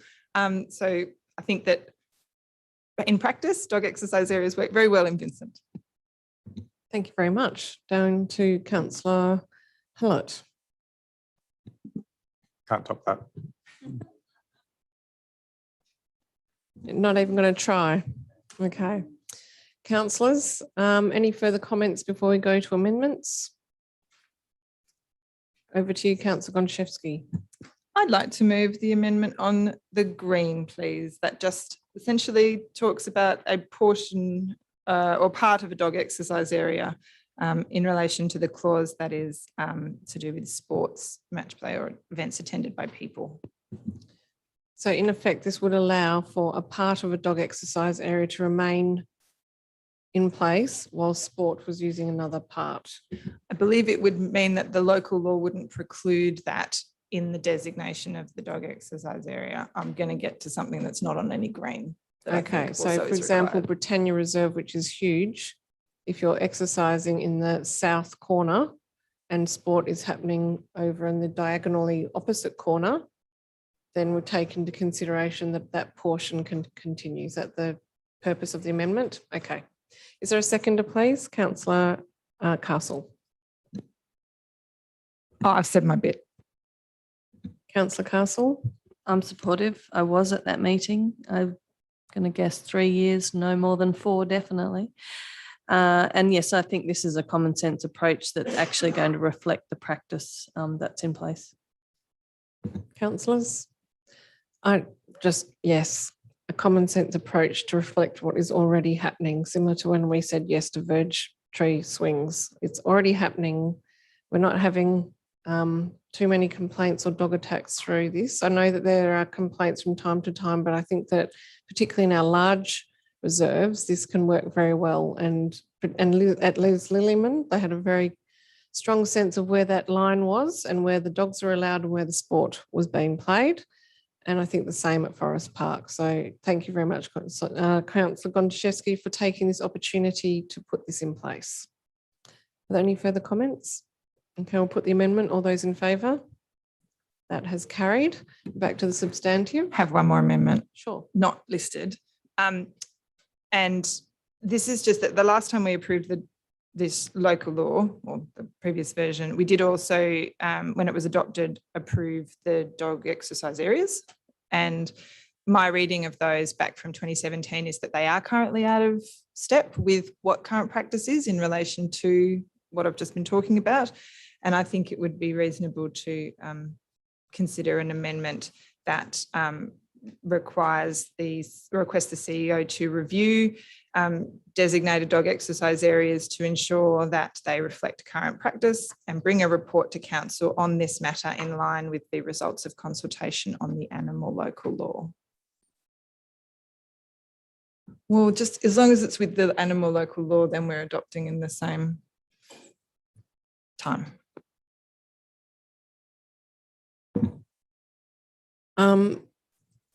So do we have a form of words? So Wendy, are you to insert a new item number 5.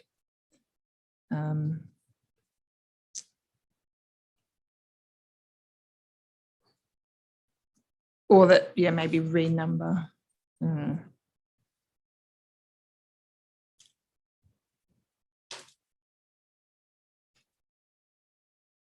Yeah, might need to renumber the others actually, to renumber. So that it is, but the former words are requested. No, not to ensure that they meet best practice in line with current practice. So it's not a fulsome review of dog exercise areas. It's just to ensure that it's current practice, which may or may not be best. And then bring a report to council on this matter in line with the consultation on the animal local law.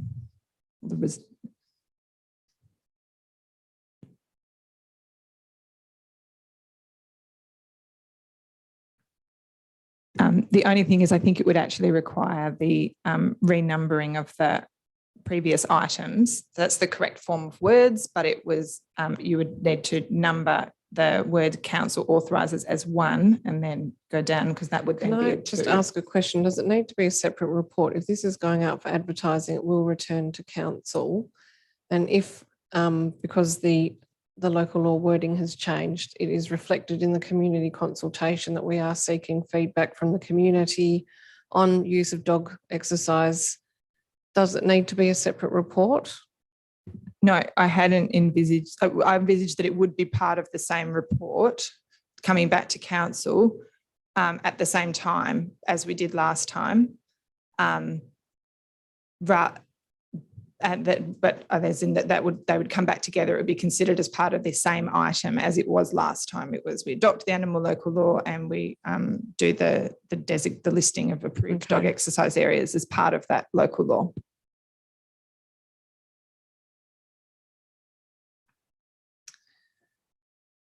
Can I just seek some administrative advice on whether this would be contained within the report on the animal local law coming back to council post advertising, or would this be a separate report? Through Mayor Cole, we did provide some advice to Councillor Gondaszewski just to note that Council has endorsed the public open space strategy. We had a key action number 9, which was scheduled for 23-24, which is a long way off compared to the animal local law consultation, which was to prepare and implement a dog exercise strategy policy to ensure infrastructure provision aligns with community expectations. Just wanted to confirm that this would essentially be a very different exercise to that. I think we'd prefer to have it as a separate, if it's going to be a separate report, or whether or not it would be an additional piece of consultation that would include as a separate question to come back to council to inform the animal local law results. So I'm very happy to speak to the item at some point. Yeah, look, I understand that. I'm just trying to make sure that your amendment is reflective of what the intent is. So if this is a change to the Vincent animal local law, and we are already consulting on the animal local law, and we can seek the community's feedback, including sporting clubs, on how do you feel that dog exercise is working at your local field when exercise is being played, then could it not simply come back as the one report, because it is all relevant to the animal local law? I don't believe there's any intention from administration to do that sort of consultation as part of the animal local law. And I don't believe there is any intention from administration to bring back the list of designated dog exercise areas that were approved in 2017 for any update as part of the subsequent report. If that's the case, then I think I would prefer to have an amendment. If I'm wrong, and it was always the intention to consult on the dog exercise areas and bring back an amended, if required, list to reflect current practice, I'm very happy not to move the amendment. My understanding is that an amendment would be required. Okay. So through you, Michael, to answer that specific question, yeah, there was no intention to consult on existing dog areas. So they're already approved by council in 2017. This is about changes to the local law or potential changes. So there was no intention currently to add on a consultation about existing dog areas. What the CEO talked about, a review of provision of dog exercise areas, is a wider thing. It's not just about existing ones. Just, do we have enough provision or too much provision or whatever? It's a bigger kind of exercise, which is something different. I was just trying to streamline, but please go ahead, Councillor Gondaszewski. Did I get a seconder? Ah, good one. Thanks. Councillor Castle is seconding. So I've just spoken about consistency between the local law and current practice. Last time we adopted the local law, we also adopted in the same recommendation or report the list of designated dog exercise areas when we adopted a new local law. I don't think it's unreasonable to say, on the same basis as the previous amendment was passed, look at Charles Verriard Reserve and say that the current practice is that there is a portion of the reserve that is used for sports training, and then there is this section of the reserve that is used for dog exercise, and to ensure that the designation of the dog exercise areas also now meets the intent of the local law, which says that a dog exercise area or a portion of a dog exercise area may not be used for dog exercise if it's being used for a sports training or an event attended by people. Because my reading of those current designations of dog exercise areas indicates that even if the local law allows for that concurrent use to occur, the current designation of the dog exercise areas may preclude it. And I'd just like to have that belt and braces approach, not seeking the broader question around dog exercise areas in general. We have a dog exercise strategy that would potentially look at provision, etc., looking to ensure that the current practice is reflected in the designation. And that would be my intent in relation to that, not seeking to go any broader than that. Yep, that's clear. Councillor Castle. Thank you, Mayor Cole. Yes, and thank you, Councillor Gondaszewski. I was going to ask you that question.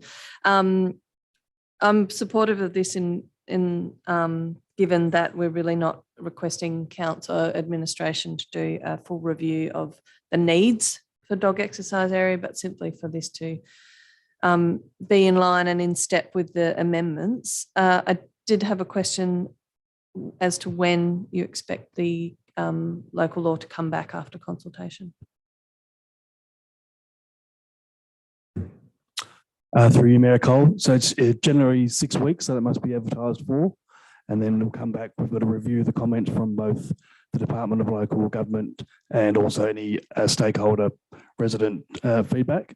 So we'll be looking at least 10 weeks at best to review and then to prepare the report. So we'll be looking around December, I would say, at the earliest.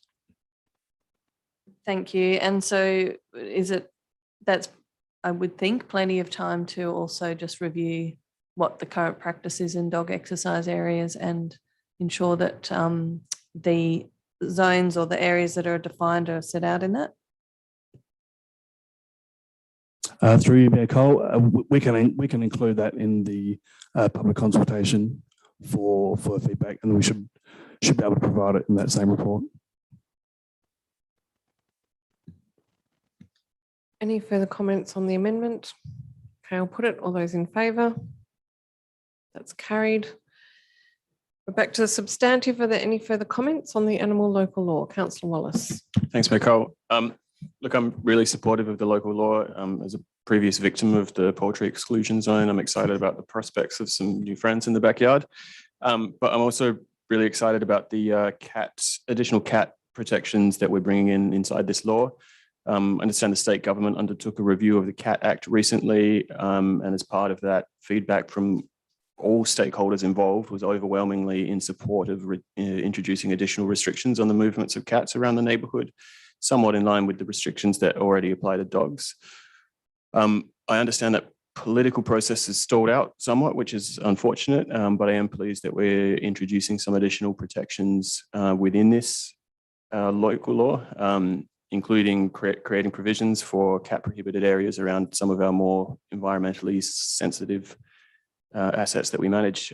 I just had a question for admin about the cat prohibited areas. Clause 1 says, unless in accordance with written authorization from the city, a cat must not be in a cat prohibited area at any time.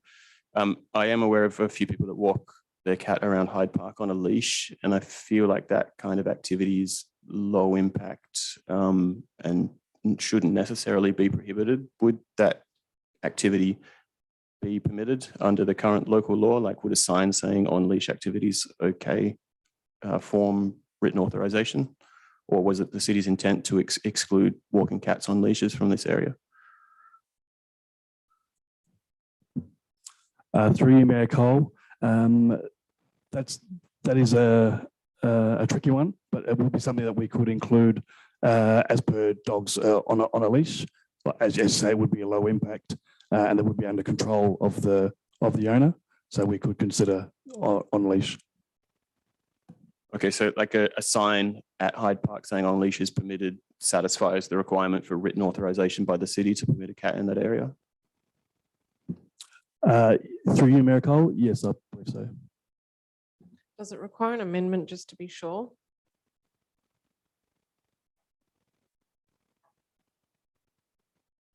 Anyone? Does it? So was I there mean, it saying- sort of is was there word basically saying that a possession in sign there? provides written a sign is written approval, and I'm not sure if a sign is actually treated as written approval. Because it's otherwise quite definitive that it's an offence to enter the area. Yeah. Did it say possession of written authorization? Councillor Konchevsky. Unless in accordance with written authorization.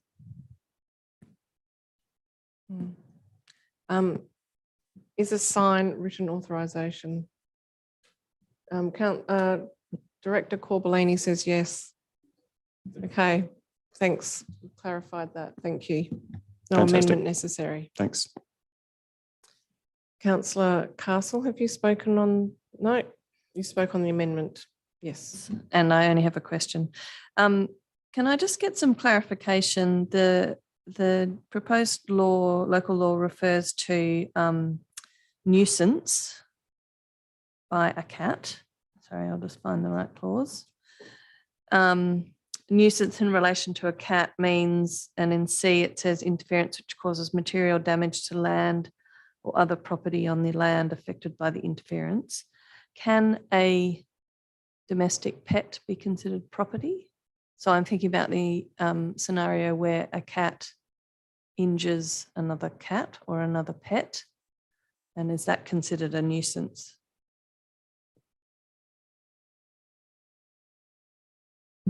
Sorry, Michael, I don't think we know that answer. Couldn't give you a straight answer now. We'd have to take that on notice and come back to you. Okay, perhaps that can be considered as part of the through consultation, because the law then goes on to say that at 3.12 that an owner shall not allow a cat to be or create a nuisance, and that they must we can give notice to require that they abate the nuisance. So I'm just wondering how that would have the practical implication of that.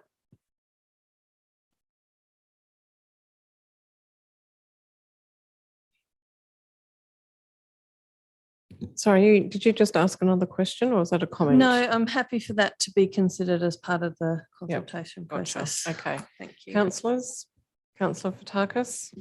Thank you, Mayor. My question was going to be very similar to that in terms of determining nuisance cats. There's been a number of, I suppose, owners that I've talked to who've had their dogs, not only their cats, but their dogs tormented by cats, and some pretty horrific stories over time regarding that. But I was happy to actually let that go through as part of the consultation. But I did want to ask the question as to whether that would be addressed. Well, it's not an openly discussed issue. I think there's a bit of a taboo and a bit of embarrassment by some dog owners to raising the issue that their dogs are tormented by cats. You know, you've got this small furry animal tormenting their big dog, but it is one that's been commonly raised to me, particularly over the last 12 months. So I did want to ask that question of whether this is something that's contemplated. I'm happy to raise it again through the consultation, but just did want to get some officers' comments on that. Yes, through my call. I don't think this is an area that we've delved into deeply. I suppose the good news is that we're asking council to approve this for public advert consultation, so it allows us to look into that, come back to you with a bit more information. So it's a principle of property which needs to be explored, and I think that's the question. Councillors, any further comments? Look, I think that Councillor Castle and Councillor Fotakis have highlighted a good point, that in consulting with the community, I think we do need some plain English description of what this means for cat owners, what it means for chicken owners, what it means for people who keep bees, so that I'm hoping we're not simply issuing a local law, which is not the most user-friendly way to approach a subject. So I think that some of those issues around nuisance will need to be fleshed out in consultation, that this is what it would involve, this is what it would mean, this is what property involves, whether it's a pet or not, etc. So I think those things will hopefully be broken down so that when people are providing feedback, they're very clear about what they're commenting on and can give us their view on that. Also, just to thank administration for making that small tweak on chickens to allow for more than 6 chickens to be contemplated if approved by the city, given that we were looking at going from 12 to 6. Oh, I'm just saying, I actually have a friend who has a rather large house in Mount Hawthorn. I think it might be 2 lots. There are people that still do have large blocks in Vincent, rare though it is. And yes, I think this is going to be something which I'm really looking forward to getting community feedback on, particularly given the flexibility that's in place around chickens, bees. I think bees, now that you can order your cardboard hive in a, Australia Post pack, more people are doing that and wanting to see bees flourish. So lots of great opportunities for people. Although I must say my attempts to find someone with a chicken coop, because the Voice wants a photo to promote this advertising, has been very difficult. So, hello, Councillor Loden. Oh, okay. All right. We'll talk after the meeting. All right, so yes, very happy to support this for advertising. I'm very keen for the consultation to be very clear and inviting of commentary. Are there any further comments? Losing focus, we should move quickly. Okay, I'll put it, all those in favour? Declare that carried. So we still have many items ahead of us. 9.5 Public Health Plan 2020 to 25 Annual Review. Someone pulled this out. Councillor Fotakis.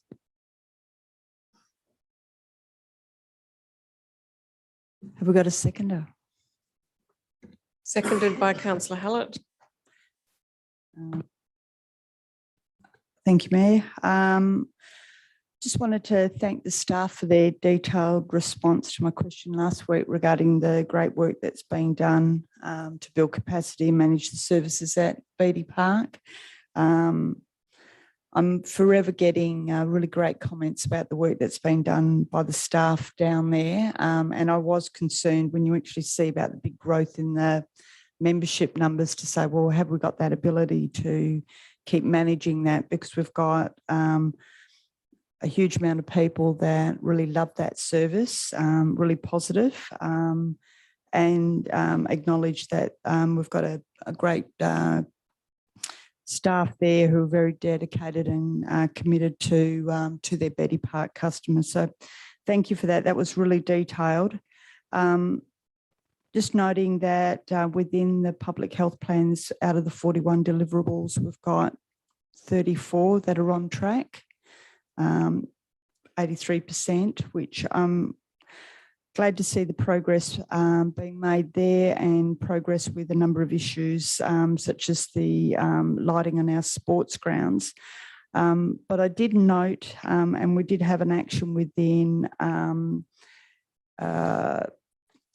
of the other plans, but I'll go through it in a minute, with regards to street lighting, and that our street lighting is nearing end of life. And this is sort of something that's become really apparent over the last sort of year or two, about safety concerns and its impact on how people get around our city. So I think there's scope within the plan moving forward to really be able to expand on those objectives from meeting some of our safety areas.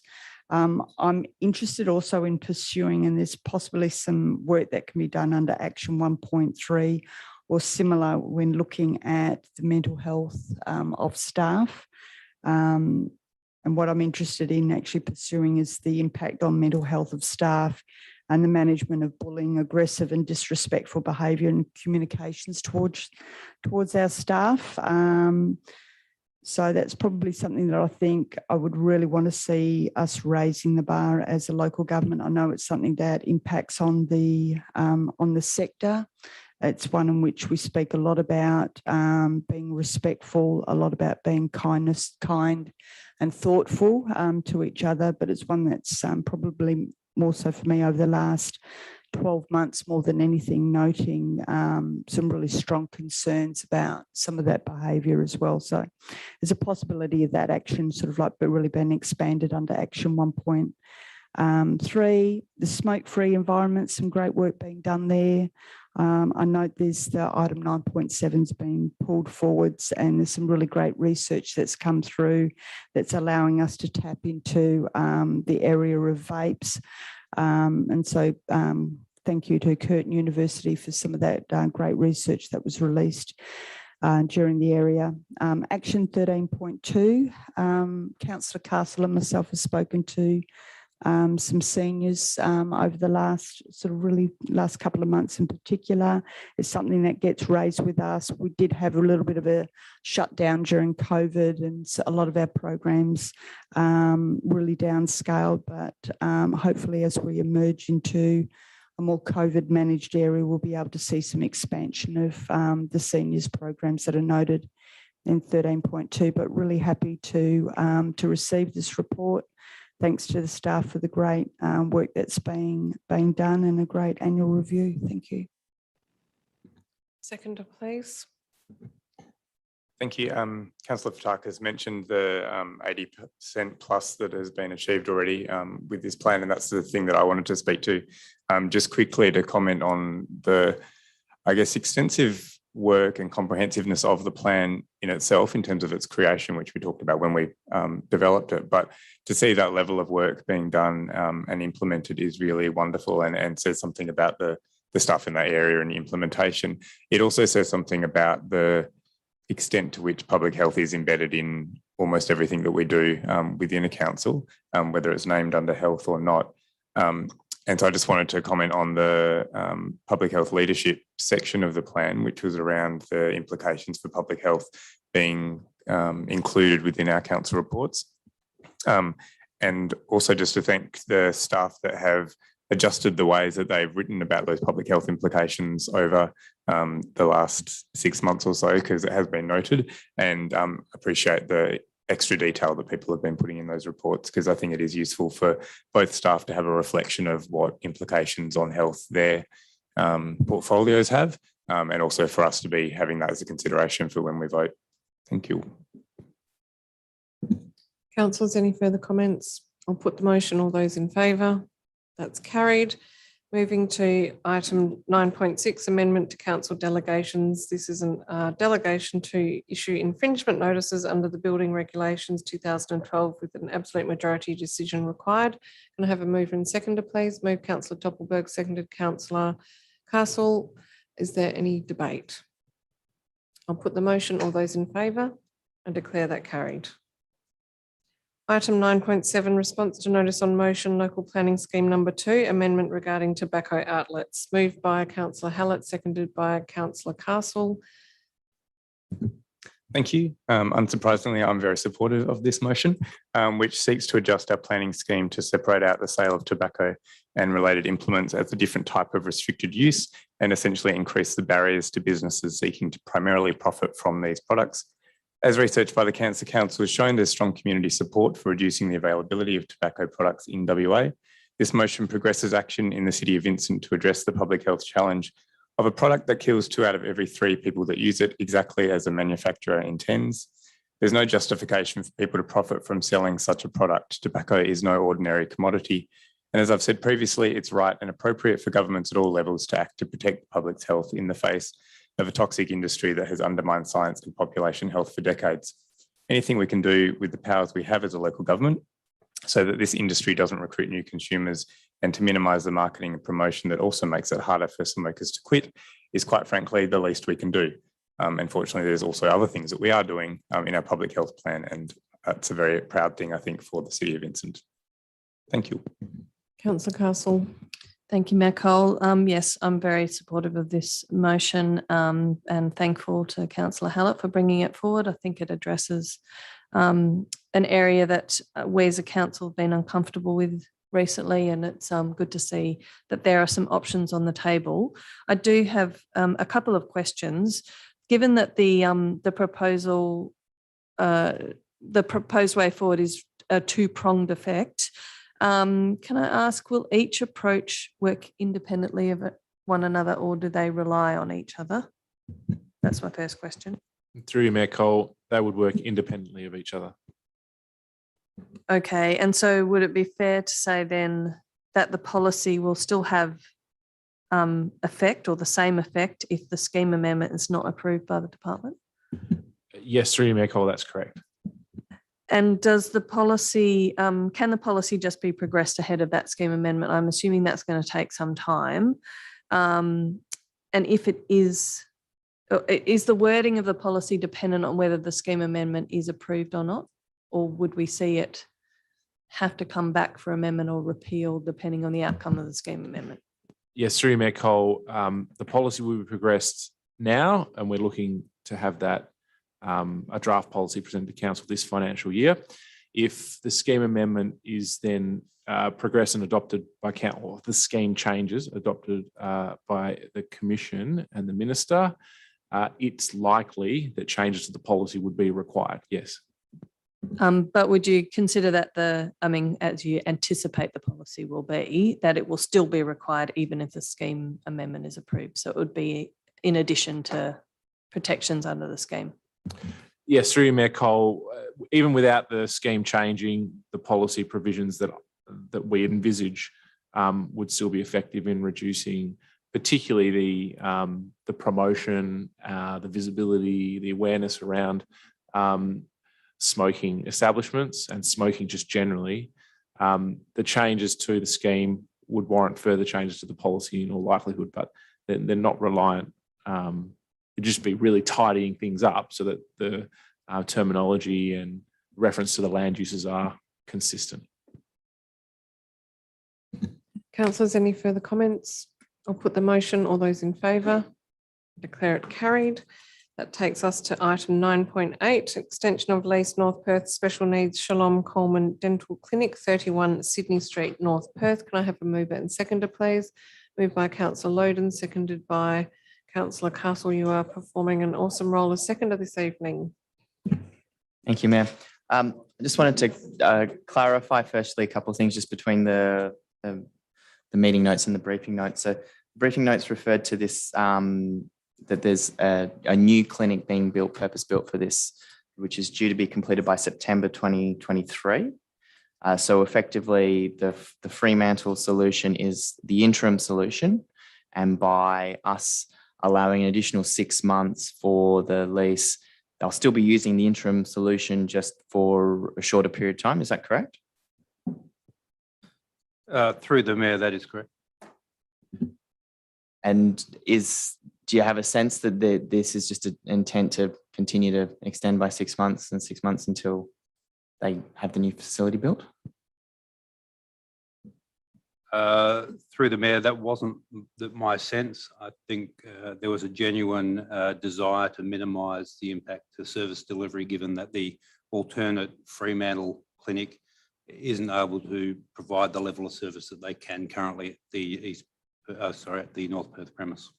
And then my understanding is that the North Perth Centre has four chairs effectively, and the Fremantle site will have 2 chairs available. So they've got basically half the ability to service the customer base. That's my understanding. They will need to prioritise need in respect to servicing the clients. And at the Fremantle site, they're modifying one of the rooms to facilitate wheelchair access. Do we know how many of the 4 rooms are currently wheelchair accessible there now? Through the Mayor, I'm not aware of the number of wheelchair access rooms there are at the North Perth premise. Councillor Loden, just on that, Yeah. my understanding was that they were doing a wheelchair tilt, rather than that they weren't wheelchair accessible, but they would be adding additional ability to help clients in a wheelchair who would not then have to use the dental chairs, but they would provide a tilt for the wheelchair itself, so they could be served. What do you call dental? Treated is the word I'm looking for, so they could be treated in their chair. Yeah, sorry, that was my understanding as well. Thank you. So from my perspective, this is there's 2 competing priorities here. There is directly surrounding community that is wanting to utilise this future public open space. And there is the wider service to the broader Perth community of all the people with disabilities who suffer significant disadvantage already, trying to make it easier for them. In an ideal world, we would find a way to provide the public open space and not have to force them to go to a different site. But we're kind of between a rock and a hard place because the new facility that they'll have will no longer is not going to be available probably realistically until 2024. And so there's this interim solution. Council members will sit on different spaces in this. From my sense, you're going to see a reduced quality of service delivery for these people for a period of 18 months to 2 years, which is not ideal. But we do need to provide this back as public open space to our community. I feel like this 6-month extension is a nice middle ground in that sense. But if the intent is to ultimately, the only longer term easy solution to this would be to extend it all the way until basically 2024, which I don't think is acceptable to our community in this context. So I feel like this is a middle ground. We could legitimately say, no, we're just going to make it that the lease ends in the end of December. And then and it just means that there's a longer period of time that the people accessing this service won't have access to that service. So on balance, I think 6 months is acceptable. It'd be great if they could be out sooner, obviously, but that is going to result in a reduced service to delivery. So I expect we will see this site utilised in its current purpose through till June 2022. And then I note the amendment, that if that amendment gets up, then that would be basically the end of that journey for people there in that regard. And it would then revert to public open space as was originally intended. Thank you. Councillor Castle. Thank you, Mayor.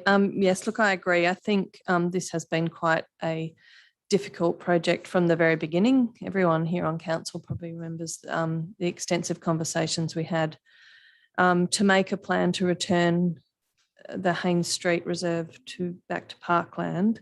But I do understand that there are some very particular needs in this case, and that there is an opportunity for us to reduce the stress and the difficulty for the clients and for the operators of the clinic in moving out by the end of this year. I want to thank the Manager of Governance today for his advice in relation to the lease and what might be coming in the future. And I raised the same concern about there being 6 months and then a further 6 months until, what do you know, we're at 18 months.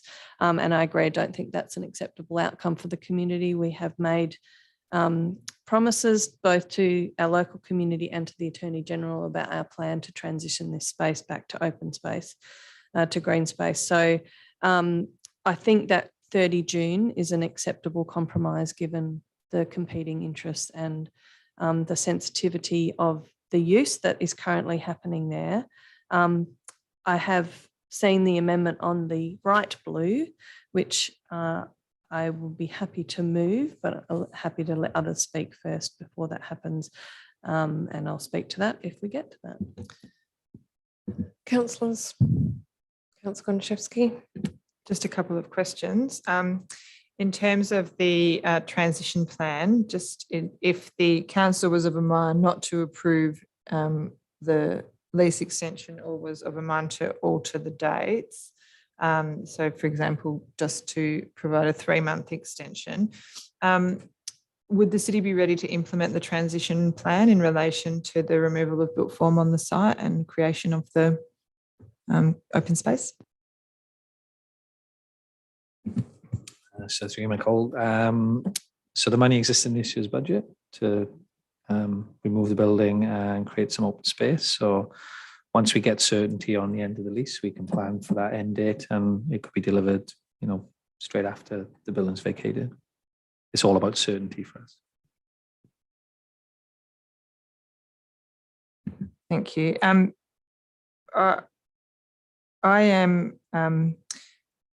I think it's clear that the patients of the special needs dental clinic don't want to move to an interim solution, that has raised concerns for them, but agree that this will be required as the commissioning of the new dental clinic doesn't occur until 2023.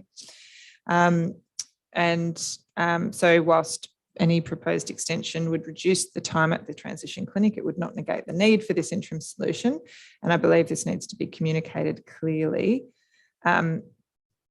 The response in the briefing notes to my questions around the transition has indicated to me that unless we provide a final end date, we will not allow that certainty for both the infrastructure and environment team and also the clients at the clinic.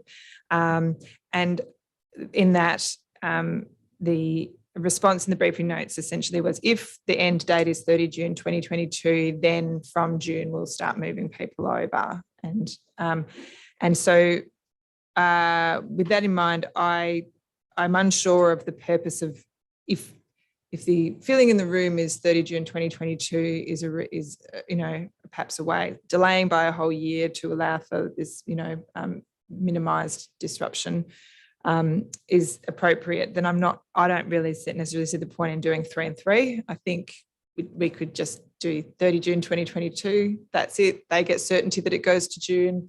We get certainty that it goes to June.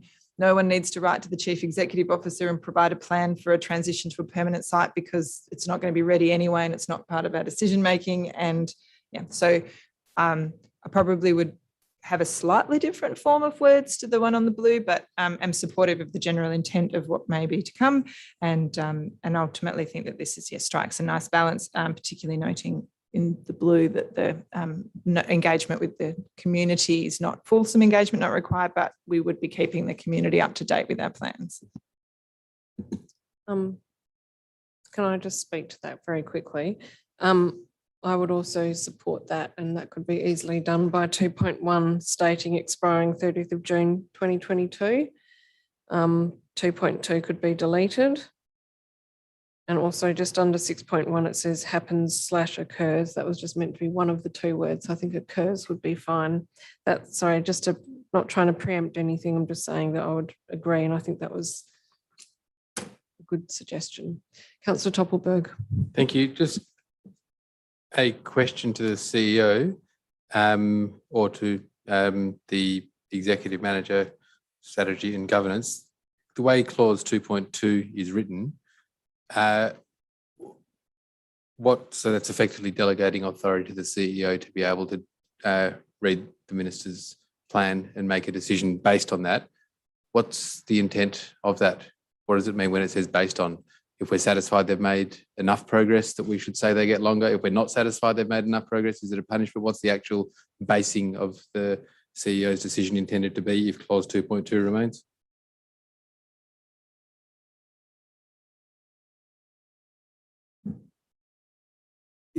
Through the Mayor, it was drafted with an intent to ensure that they were making some form of progress. My understanding is that in seeking a future site, there are a number of issues that are impacting on them, particularly in dealing with other state government departments in financing. Yeah, so I understand that side, but I guess my question is the intent that they would be given the 3 months if we're satisfied they're making progress, or the CEO satisfied they're making progress, or if he's not satisfied they're making progress, on what basis would he not provide the additional 3 months? It would be that the CEO is satisfied that they are making progress and endeavouring to genuinely seek relocation. Thank you for that. So I guess on the basis of comments made by Councillor Loden and others, I would be supportive of 2.2 being deleted, 2.1 being extended to June 30. In fact, sorry, Councillor Cass, I'll go on. You go. I was going to let you second it because I thought that's the fashion, but I'll let you go. Don't steal my thunder, although it is your last meeting. If you would like to move it, let me. Through you, Mayor Cole, can I move an amendment, almost what's written on the blue, with the exception as you outlined that 2.1 would read 6-month extension of lease and license term commencing 1 January 2022 and expiring 30 June 2022. Clause 2.2 is deleted, and then as is written on the blue. Can you take out the word happens from and 6.1? Yes, and take out the word happens and renumber. Thank you. 2.3 onwards, if I have a seconder. Seconded very excitedly by Councillor Toppelberg. Look, I think we've talked about the reasons for this. I think that there's some key elements here. Obviously, the certainty for both the clinic and for administration around when this lease will expire and that there will be no further extension of lease. I also think, aside from the concerns raised by Councillor Toppelberg, that the wording in 2.2 of relocating to an alternative permanent site is problematic, given that we know they're moving to an interim site. And I think it's also quite important that we add clause 6 to ensure that we are ready to act as soon as the premises are vacated, so that we don't have a position where they're forced to move out and then the site sits there untouched for a couple of months while we get ourselves sorted. So now that we would have that that certainty, that would allow administration to start their planning now. And as Councillor Gontaszewski pointed out, that it's a good point in time for us to go back to the residents to talk to them about the changes that have occurred. So that's why I think we should support this amendment. Councillor Toppelberg. Thank you. I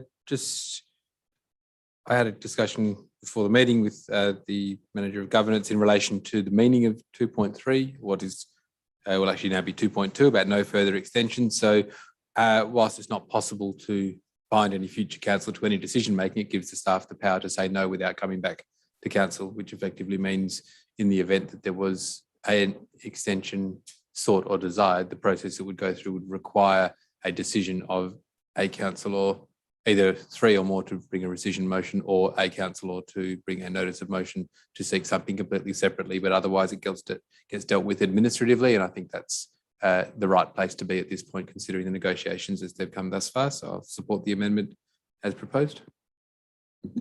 Councillors. Councillor Gontaszewski. Thank you. Just noting Councillor Castle's comments in relation to the wording around permanent site. I would also potentially foreshadow a subsequent amendment to the wording in point 2, that because I don't believe the purpose of the recommendation, et cetera, et cetera. So, Yes, but we agree. can tidy that up in a sec. Okay, thank you. Look, I'll just quickly speak to this. We've all been through the transition plan and the experience of trying to find our way through a very difficult situation to return public open space to the community with built form, with very, with uses on that site that have extremely, valid use, where we have a childcare centre which is incredibly popular and well subscribed, and we have this special needs dental service which is dealing with some of the most vulnerable people in our community. So this has always been a tough situation. I think we've been through the issues of the transition plan, how we went out to all leaseholders, that they didn't hear from the Department of Health until we'd gone all the way through that process. And I think that we've been very open, and that we've been very compassionate in the way that we have said, yes, we understand that you didn't engage with the process. We went through a lot of work to get to that point, but we understand the need. And this actually would result in a 1-year extension in total for the dental clinic. And it does meet and fall in line with the request from the Minister for Health to extend to the 30th of June 2022.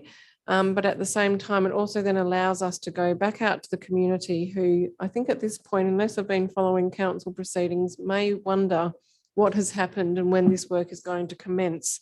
So that I think that our community is compassionate and understanding, and I think that they will understand the rationale for this. But I think it will also be very beneficial to be able to say to them that at this point, this work will commence, and so that everybody, the families of clients, the Department of Health, our community and the City of Vincent are all clear about the arrangement from here.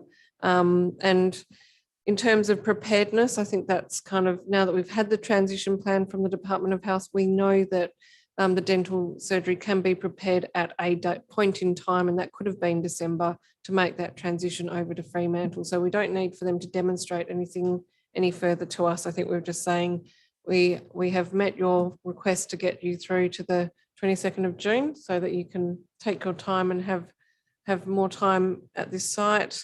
But at that point, we really must proceed onwards. So I think it's a measured and compassionate response.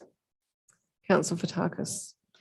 Thank you, Mayor. I've just got a question on process of we've got a lease expiring on the 30th of June, works due to commence in July. What is the process in terms of ensuring ample notice is given? Does it need to be given in terms of confirming that expiry of the lease beyond it just being in the recommendation, should it be accepted by council?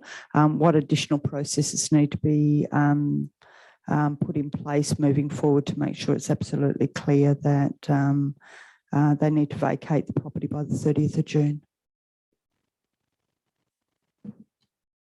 Through the Mayor, after the council resolution on this matter, should the amendment proceed, the Department of Health be advised of the outcome. And in the negotiations, it will be made very clear that vacant possession, everything is out that they require is required the day after or on the 30th of June. So site demolition can commence pretty soon afterwards. So that'll be involved in all our communications with the Department of Health post this point.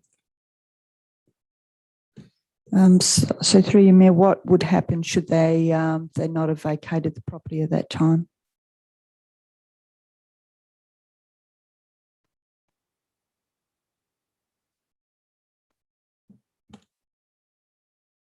Through you, Mayor, it is to be vacant possession, so we'd be taking possession of the site. Councillors, any further comments or questions? Okay, I'll put the motion. All those in favour? Oh, sorry, this is the amendment. The amendment has passed. So back to the substantive. Is there any further comments on the substantive? Councillor Gonchevsky.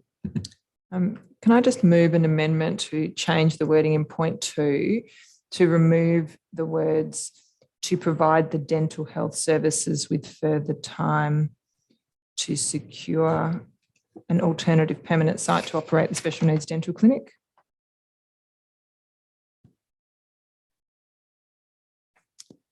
Seconded by Councillor Hallett. Do you wish to speak to it? No. Councillor Hallett, okay. Anyone? I'll put the amendment.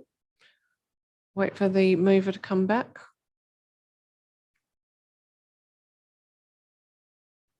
Okay, I'm putting the amendment. All those in favour? Declare that carried. We're back to the substantive. Is there any further comment or amendment? Okay, I'll put the motion. All those in favour? Declare that carried.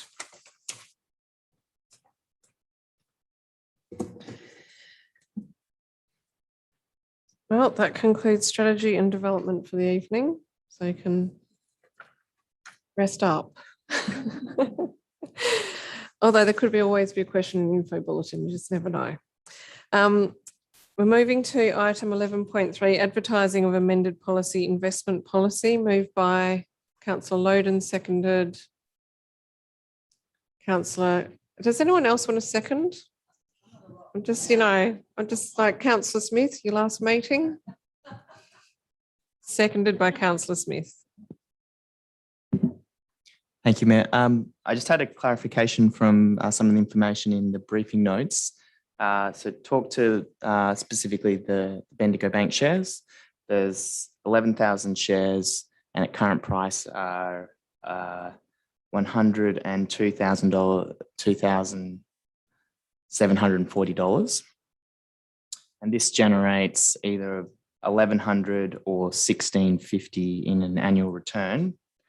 To my math, that is a rate of return of 1.07 to 1.61%, not 10 to 16%. So I just wanted to check that.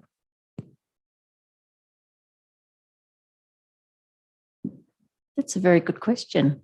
It sounds like, so through you, Mayor Cole, it sounds like my math might not be quite right. I'd need to double check the figures, but that does sound correct. I'm pretty sure that could actually be historic because it has been something that I've had a figure in my mind for some time that this is actually a, yes.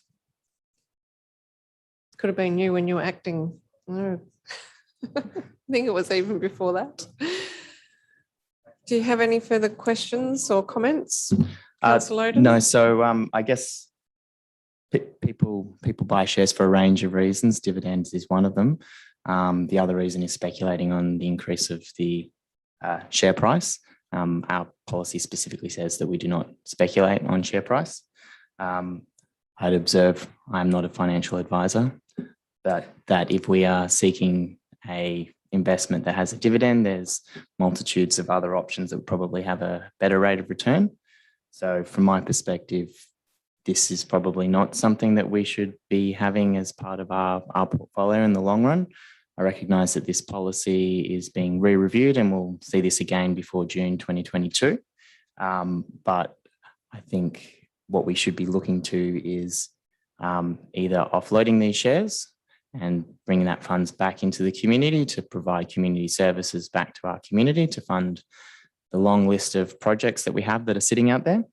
Or if part of the strategy is to potentially take the funds that we are holding in reserve for multiple years, then look to opportunities that might have a higher dividend return on it if we were going to put funds into something like shares, something nice and blue chip, or a managed fund, for example.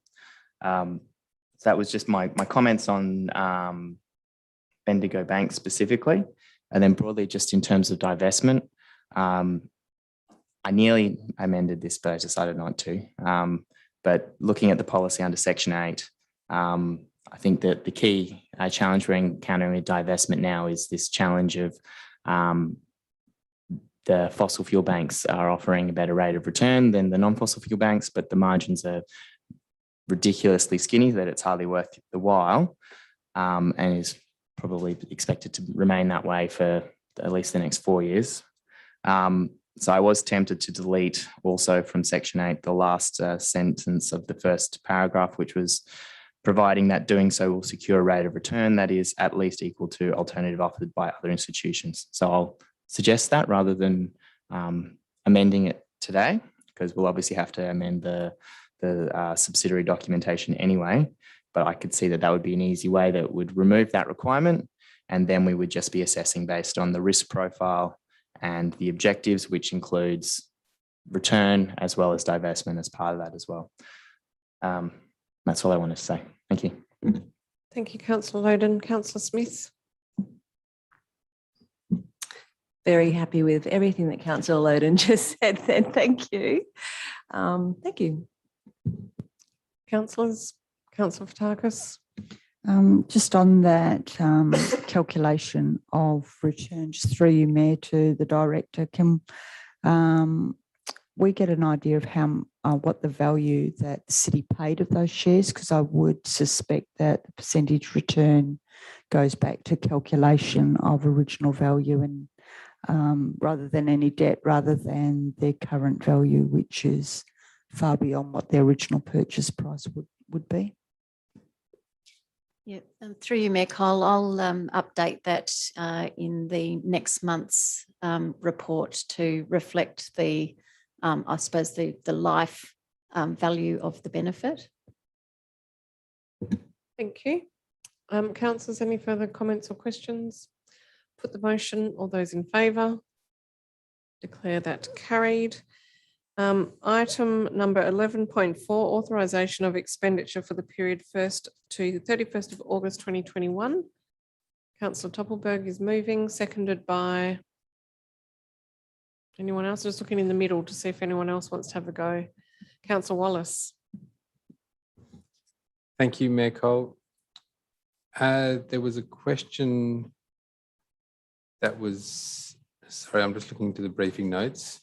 There was a question that was asked in relation to the audit committee and how it was looking at the, or potentially looking at the wording of, so I said no questions in the briefing notes, but there was a question asked about the building maintenance contract, and the Mayor noted a significant payment being made in the payment of accounts for this month. Given that I'll have limited opportunity to ask for it again, can I ask that before the tender goes out for the building maintenance contract, so not just the decision on the tender, but that it gets presented to council, the wording of it gets presented to council in some format, either via the audit committee or directly to council before that tender documentation is released? And I ask that only so that to avoid questions being asked afterwards or at the point of the tenderers providing the information. I guess council has been asking for a number of years just to ensure that the overall value of the work is properly represented in the tender, but also the concern that perhaps the contract is far more lucrative than how it presents in the tender documentation, because a lot of I think it's for works up to $250,000 is how it's presented, but I think we're well into we're nearly into the seven figures of payments over the, I think the 2 terms of contract for the existing contractor, which is you could run a business on that amount of money. So I think that it's important that council understands the question that is being asked in the tender before it actually is in the hands of any potential tenderer, so that when the questions are asked, it's not dealing with specific or commercial in confidence information, it's actually dealing with the principle of making sure. So can I just confirm that that intent is understood and that it come back either via the audit committee or to council, but the tender for building maintenance be seen by council before it goes out next time?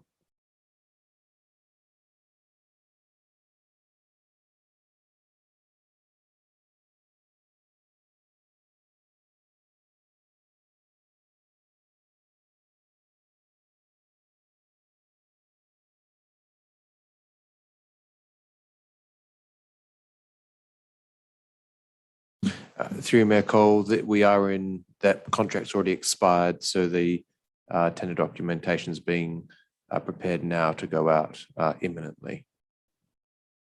Awesome timing. Hopefully it comes to next council meeting. Thank you for that confirmation. Or when's the next audit committee meeting?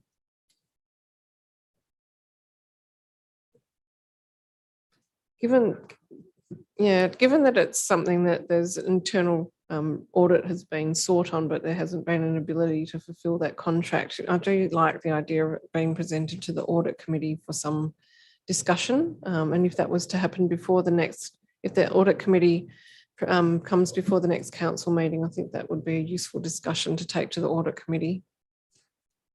Thank you for bringing that matter forward, Councillor Topelberg. Are there any further questions or comments? Councillor Wallace as the seconder. Thanks, Mayor Cole. Just a question about the audit committee meeting minutes. I think there's a comment from the gallery that they weren't published. Can we confirm if they were, and if not, when they will be? Agenda, apologies. That's up next. Right. Oh. You're one step ahead of us, Councillor Wallace. So, Mayor Cole, can I just get clarification that the response to administration was that the tender in relation to the building contract is being prepared and is imminently to be released, but that it will be presented to audit committee or council prior to the release of this document? I certainly got that it was imminent to be released, but I didn't actually wasn't sure. Through Mayor Cole, I haven't seen that, and I wouldn't normally see it before it goes out, so I haven't reviewed it. So that's again not the answer to my question, but I think it potentially warrants an amendment to this item. Just let me go to that. Chairman, would it help if I explained what the contract actually says, the current contract and the proposed? Would that help? I think there's some confusion about what's actually included in the contract. Sure, you can please go ahead. Yeah, so through you, Michael, it deals with small maintenance of all our buildings and facilities. It's for works valued up to $5,000 works valued up to $20,000, but at the $5,000 mark, we require quotes so we can compare or go out to market. So the contractor is not guaranteed any work over $5,000. I think the confusion is that the current contractor wins additional work, so tenders for other projects which are not included by that contract, like renovation of some of our toilets and buildings and change rooms, and so they get paid. They get works that are outside the contract, and that's the reason for some of the larger payments. So, sorry, Mayor Cole, just through that, on the 16th of February, we received an email that said the previous financial year, there was $399,000 spent, of which $86,000 was above $20,000. So that meant the value of that contract gave $303,000 of benefit in that financial year. The year prior, there was $2,932,000, of which only $1,016,000 was above $20,000. The total spend. So that meant that there was $1 million, best part of $2 million, give or take. The year prior, 4.8 million, only 120,000 was a total spend over 20K, and 1 million in the 2017-18 year, which was 102,000. So I unless Councillor Godoszewski has wording she's prepared, I'll happily provide an amendment. That is, that council requests that prior to the building maintenance contract tender being released, that it be presented to the audit committee along with the information regarding previous spending under this contract for the prior 4-year period. Is there a seconder? Councillor Godoszewski. Thank you. I mean, this isn't about expecting that some or suspicion that something untoward is going on. It's quite the opposite. I think it's quite lucrative, and we should be singing from the treetops that we have lucrative contract available. The fact that it's for works that are between $5,000 and $20,000 that can result in the millions, I think, is something that we should be looking at the wording of it, and also making sure that we are getting the best result for the community. Seconder. Can I ask a question of the director? Is it capped? It's got small amounts where it says under $5,000, you don't require other quotes. It can go straight to the person the company that's been awarded the tender. Above that, you need to get quotes. But is it capped for the year, or for the period of the tender? Through my call, no, it's not. It's based on the works that are required at the time, so there's no upper limit. It's capped by the budget. Yeah, that's true. I mean, it is capped by the budget. You know, we couldn't spend $10 million because we don't have $10 million budget to carry out maintenance on our buildings, if that makes sense. It would be interesting to know, though, if this just comes out of the building maintenance project, or whether, I mean, you know, you have various costs across all sorts of different areas. So I understand what you're saying, but I think the magnitude is an interesting factor, and I think that would be provided through that 4-year review of expenditure. Yeah, I'm in support of the amendment. Any further comments on the amendment? Did you want to speak, Director? So, Michael, I think this is the point we were at a number of months ago. It's actually trying to separate in the financial system payments that are related to the contract and payments that are outside the contract. That's why we said the auditor should look at it, so that we got to this point. Yeah, and it's still coming through as DevCo without any separation between under what, whether it's under the tender or whether it's for a specific project. So I guess I couldn't, in terms of, I couldn't guarantee when we'd be able to separate the two. That's the difficulty that we've always had with the financial system. What's under the contract and what isn't. That does concern me, I have to be honest. Through you, Mayor Cole, there are changes that have been made, I think about 12 months ago, to the finance system. There's been an update to the contract management part of that. And so from a particular date onwards, that information has been itemised. We just have a bit of an issue with retrospective reporting and trying to do analysis on previous activities. So just to give council some confidence, that actually is in place now. Thank you, Director. Are there any further comments on the amendment? Okay, I'll put it. All those in favour? Declare that carried. We're back to the substantive. Anything further? Okay, I'll put the motion. All those in favour? That is carried. Okay, we now move to CEO items. So item 12.1, report and minutes of the audit committee meeting held on the 6th of September 2021. Can I have a mover? Councillor Toppelberg, seconded by Councillor Wallace. No comments, Mayor. Thank you. Councillor Wallace.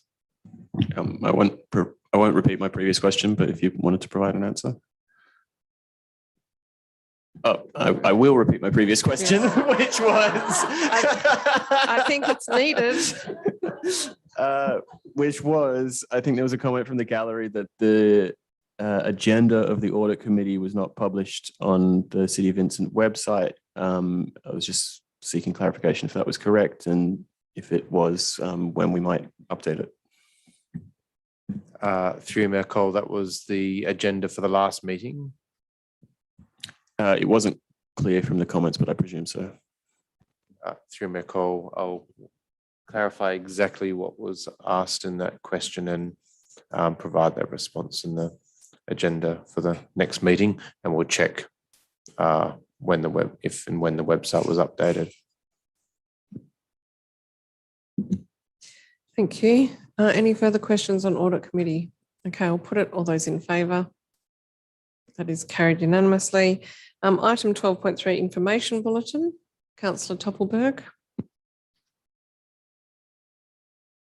I'll need an Alex Castle. My apologies. Thank you, Alex. Thank you. So just further to my question last week, just wanted to be clear that so the item that's listed in there about the North Perth traffic,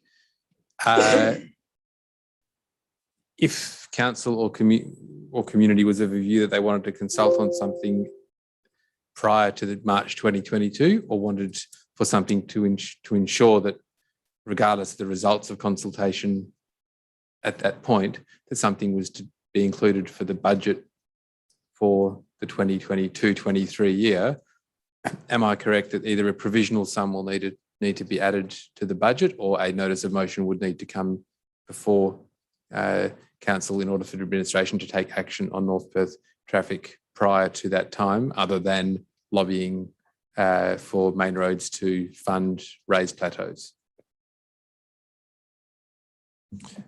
Through Mayor Cole, we could discuss that with council as part of the preparation of the annual budget, including how much we allocate to minor road safety improvements. And specifically, so there was some discussion at the briefing for the September meeting about an idea that had been raised to potentially a diagonal diversion, and there was some discussion about the length of trial and what that would involve. There seemed to be, can't be certain because it's not a decision-making environment, but a reasonable desire to at least test that or trial it. The item was then pulled by administration. There's no provision for that to be discussed, trialled, or funded in any way. There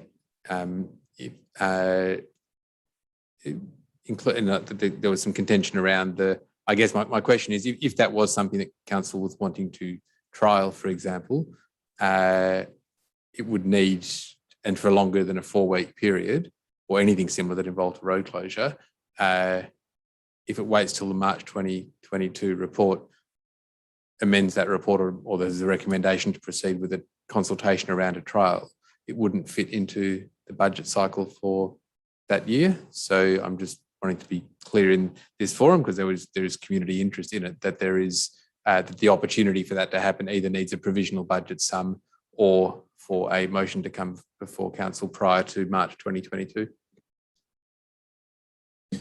Through Mayor Cole, the proposal for that diagonal diversion wouldn't have been a large budget item.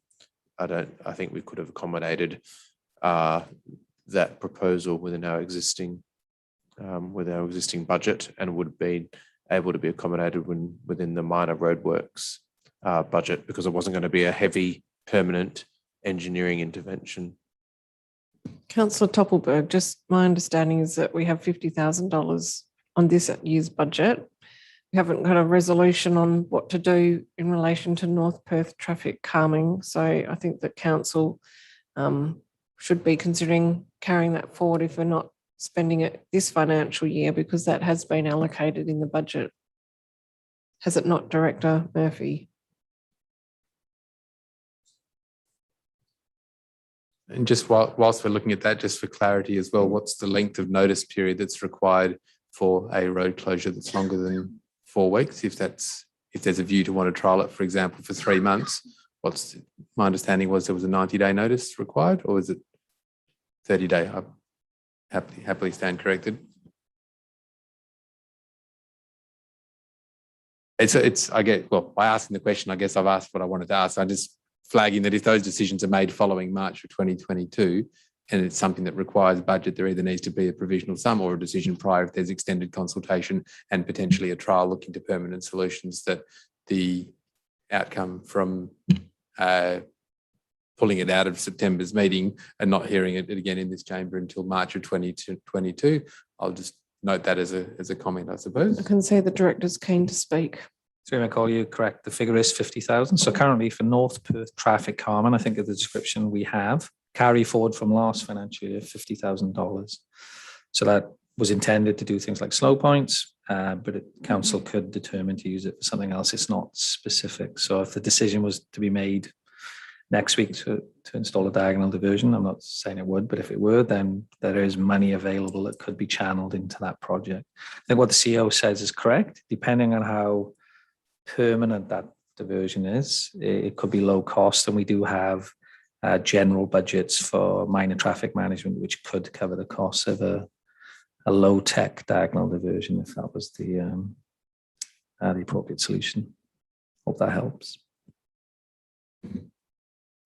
Councillors, any further comments on the information bulletin? Okay, I'll put it. All those in favour? I declare the information bulletin carried. There is now a rare occurrence where I get to move my own notice of motion. So I always take the opportunity because I never get to move a motion. So I would like to move item 13.1, notice of motion, Mayor Emma Cole, minor modifications to the City of Vincent Communications Plan. Is there a seconder? Oh, Councillor Castle. Thank you.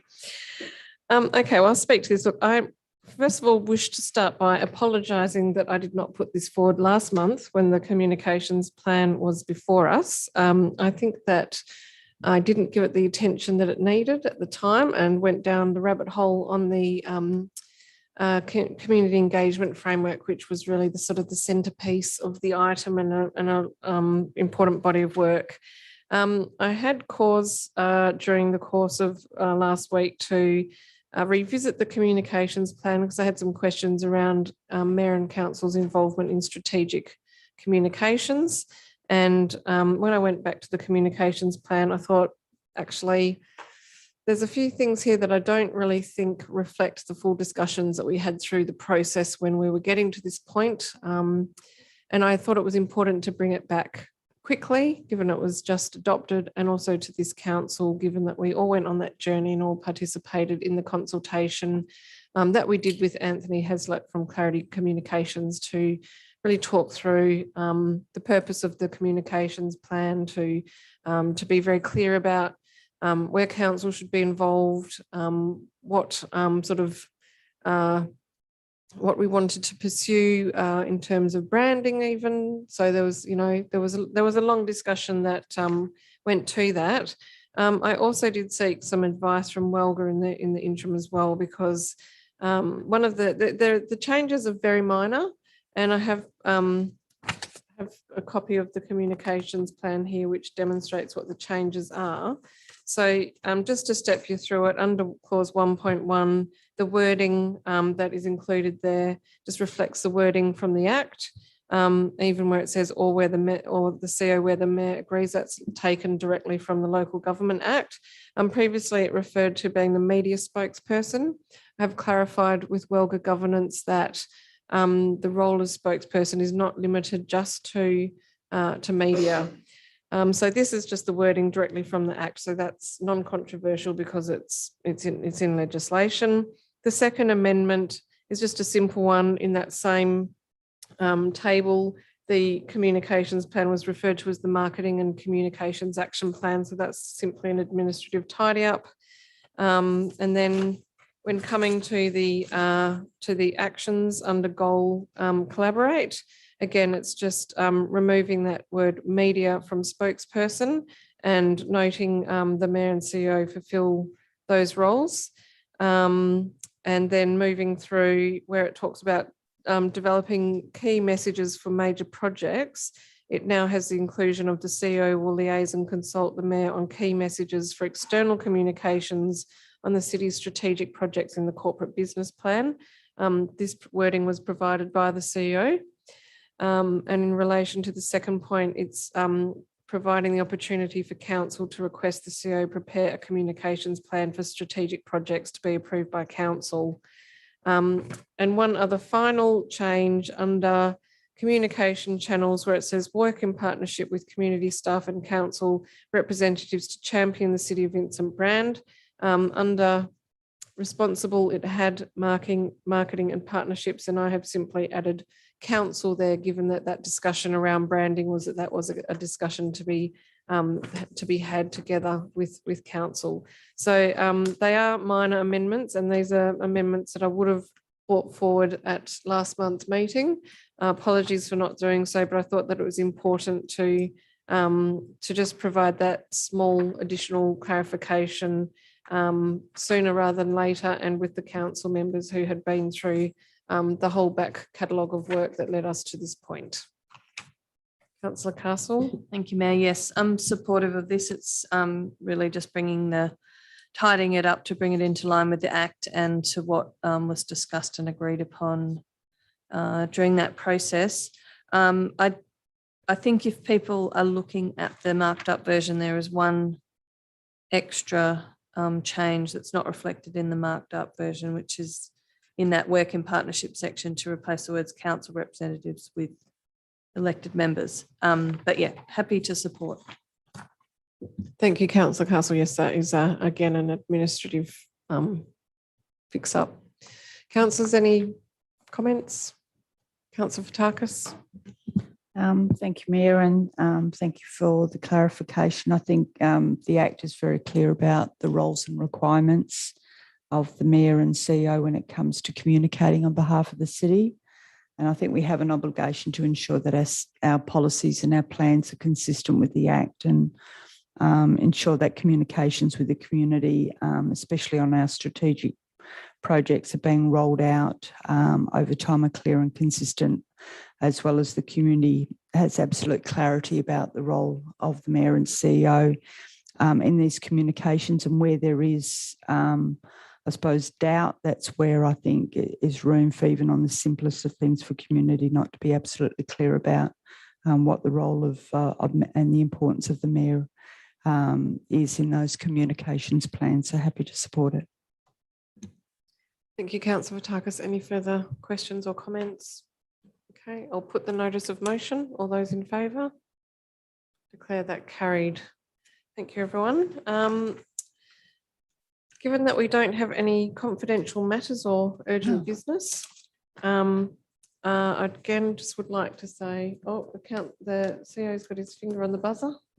Through Mayor Cole, yes. Just Urgent business. urgent, or just to bring to council's attention that we did receive a petition, but it was late.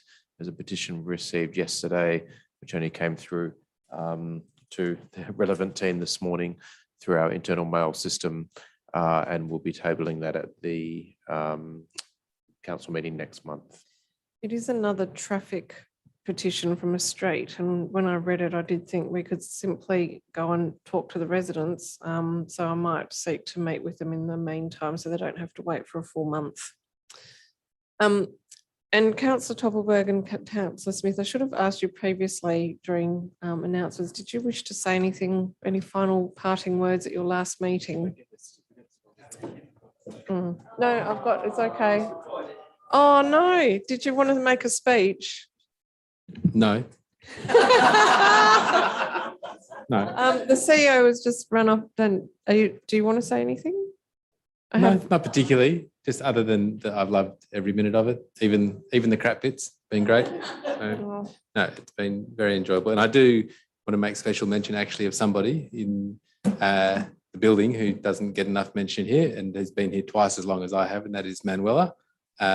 She is a rock star, and she runs this show. We all know that, and she has seen every mayor, every elected member, and every administration that's come through. But I know Anita made a brief appearance earlier, and she's also part of the furniture here. But no, I genuinely loved every minute of it.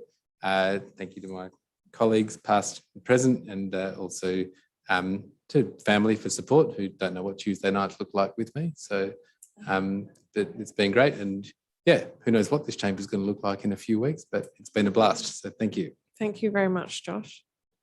Sally? Oh, look, it's been short but sweet. I've loved every minute of it, and I'm bittersweet that I'm leaving early. It's been an amazing experience for me, and has really highlighted the hard work that everybody does here, council and administration, and how important it is that we actually, that that we try and get our civil, our ratepayers to engage in what we do, because it's very hard. So it's just shown me the tireless work that everybody does here. And I'm sorry that I'm leaving you all so soon, but I'll always be here to support you. And I'm hoping that I will pop up again soon. But yeah, I just want to thank you all for welcoming me in. And I have felt very embraced by you all, and will miss you all, but I'll definitely see you on the streets of Vincent. Thank you. Thank you very much. Now we do have these wonderful certificates for you. Now don't look at the faux material, Councillor Toppelberg, because this is just an interim solution whilst we seek to know whether you would like a professionally framed version, as this is an entitlement under the council member allowances and entitlements policy. This is the extent of the expenditure from the city, so make the most of it.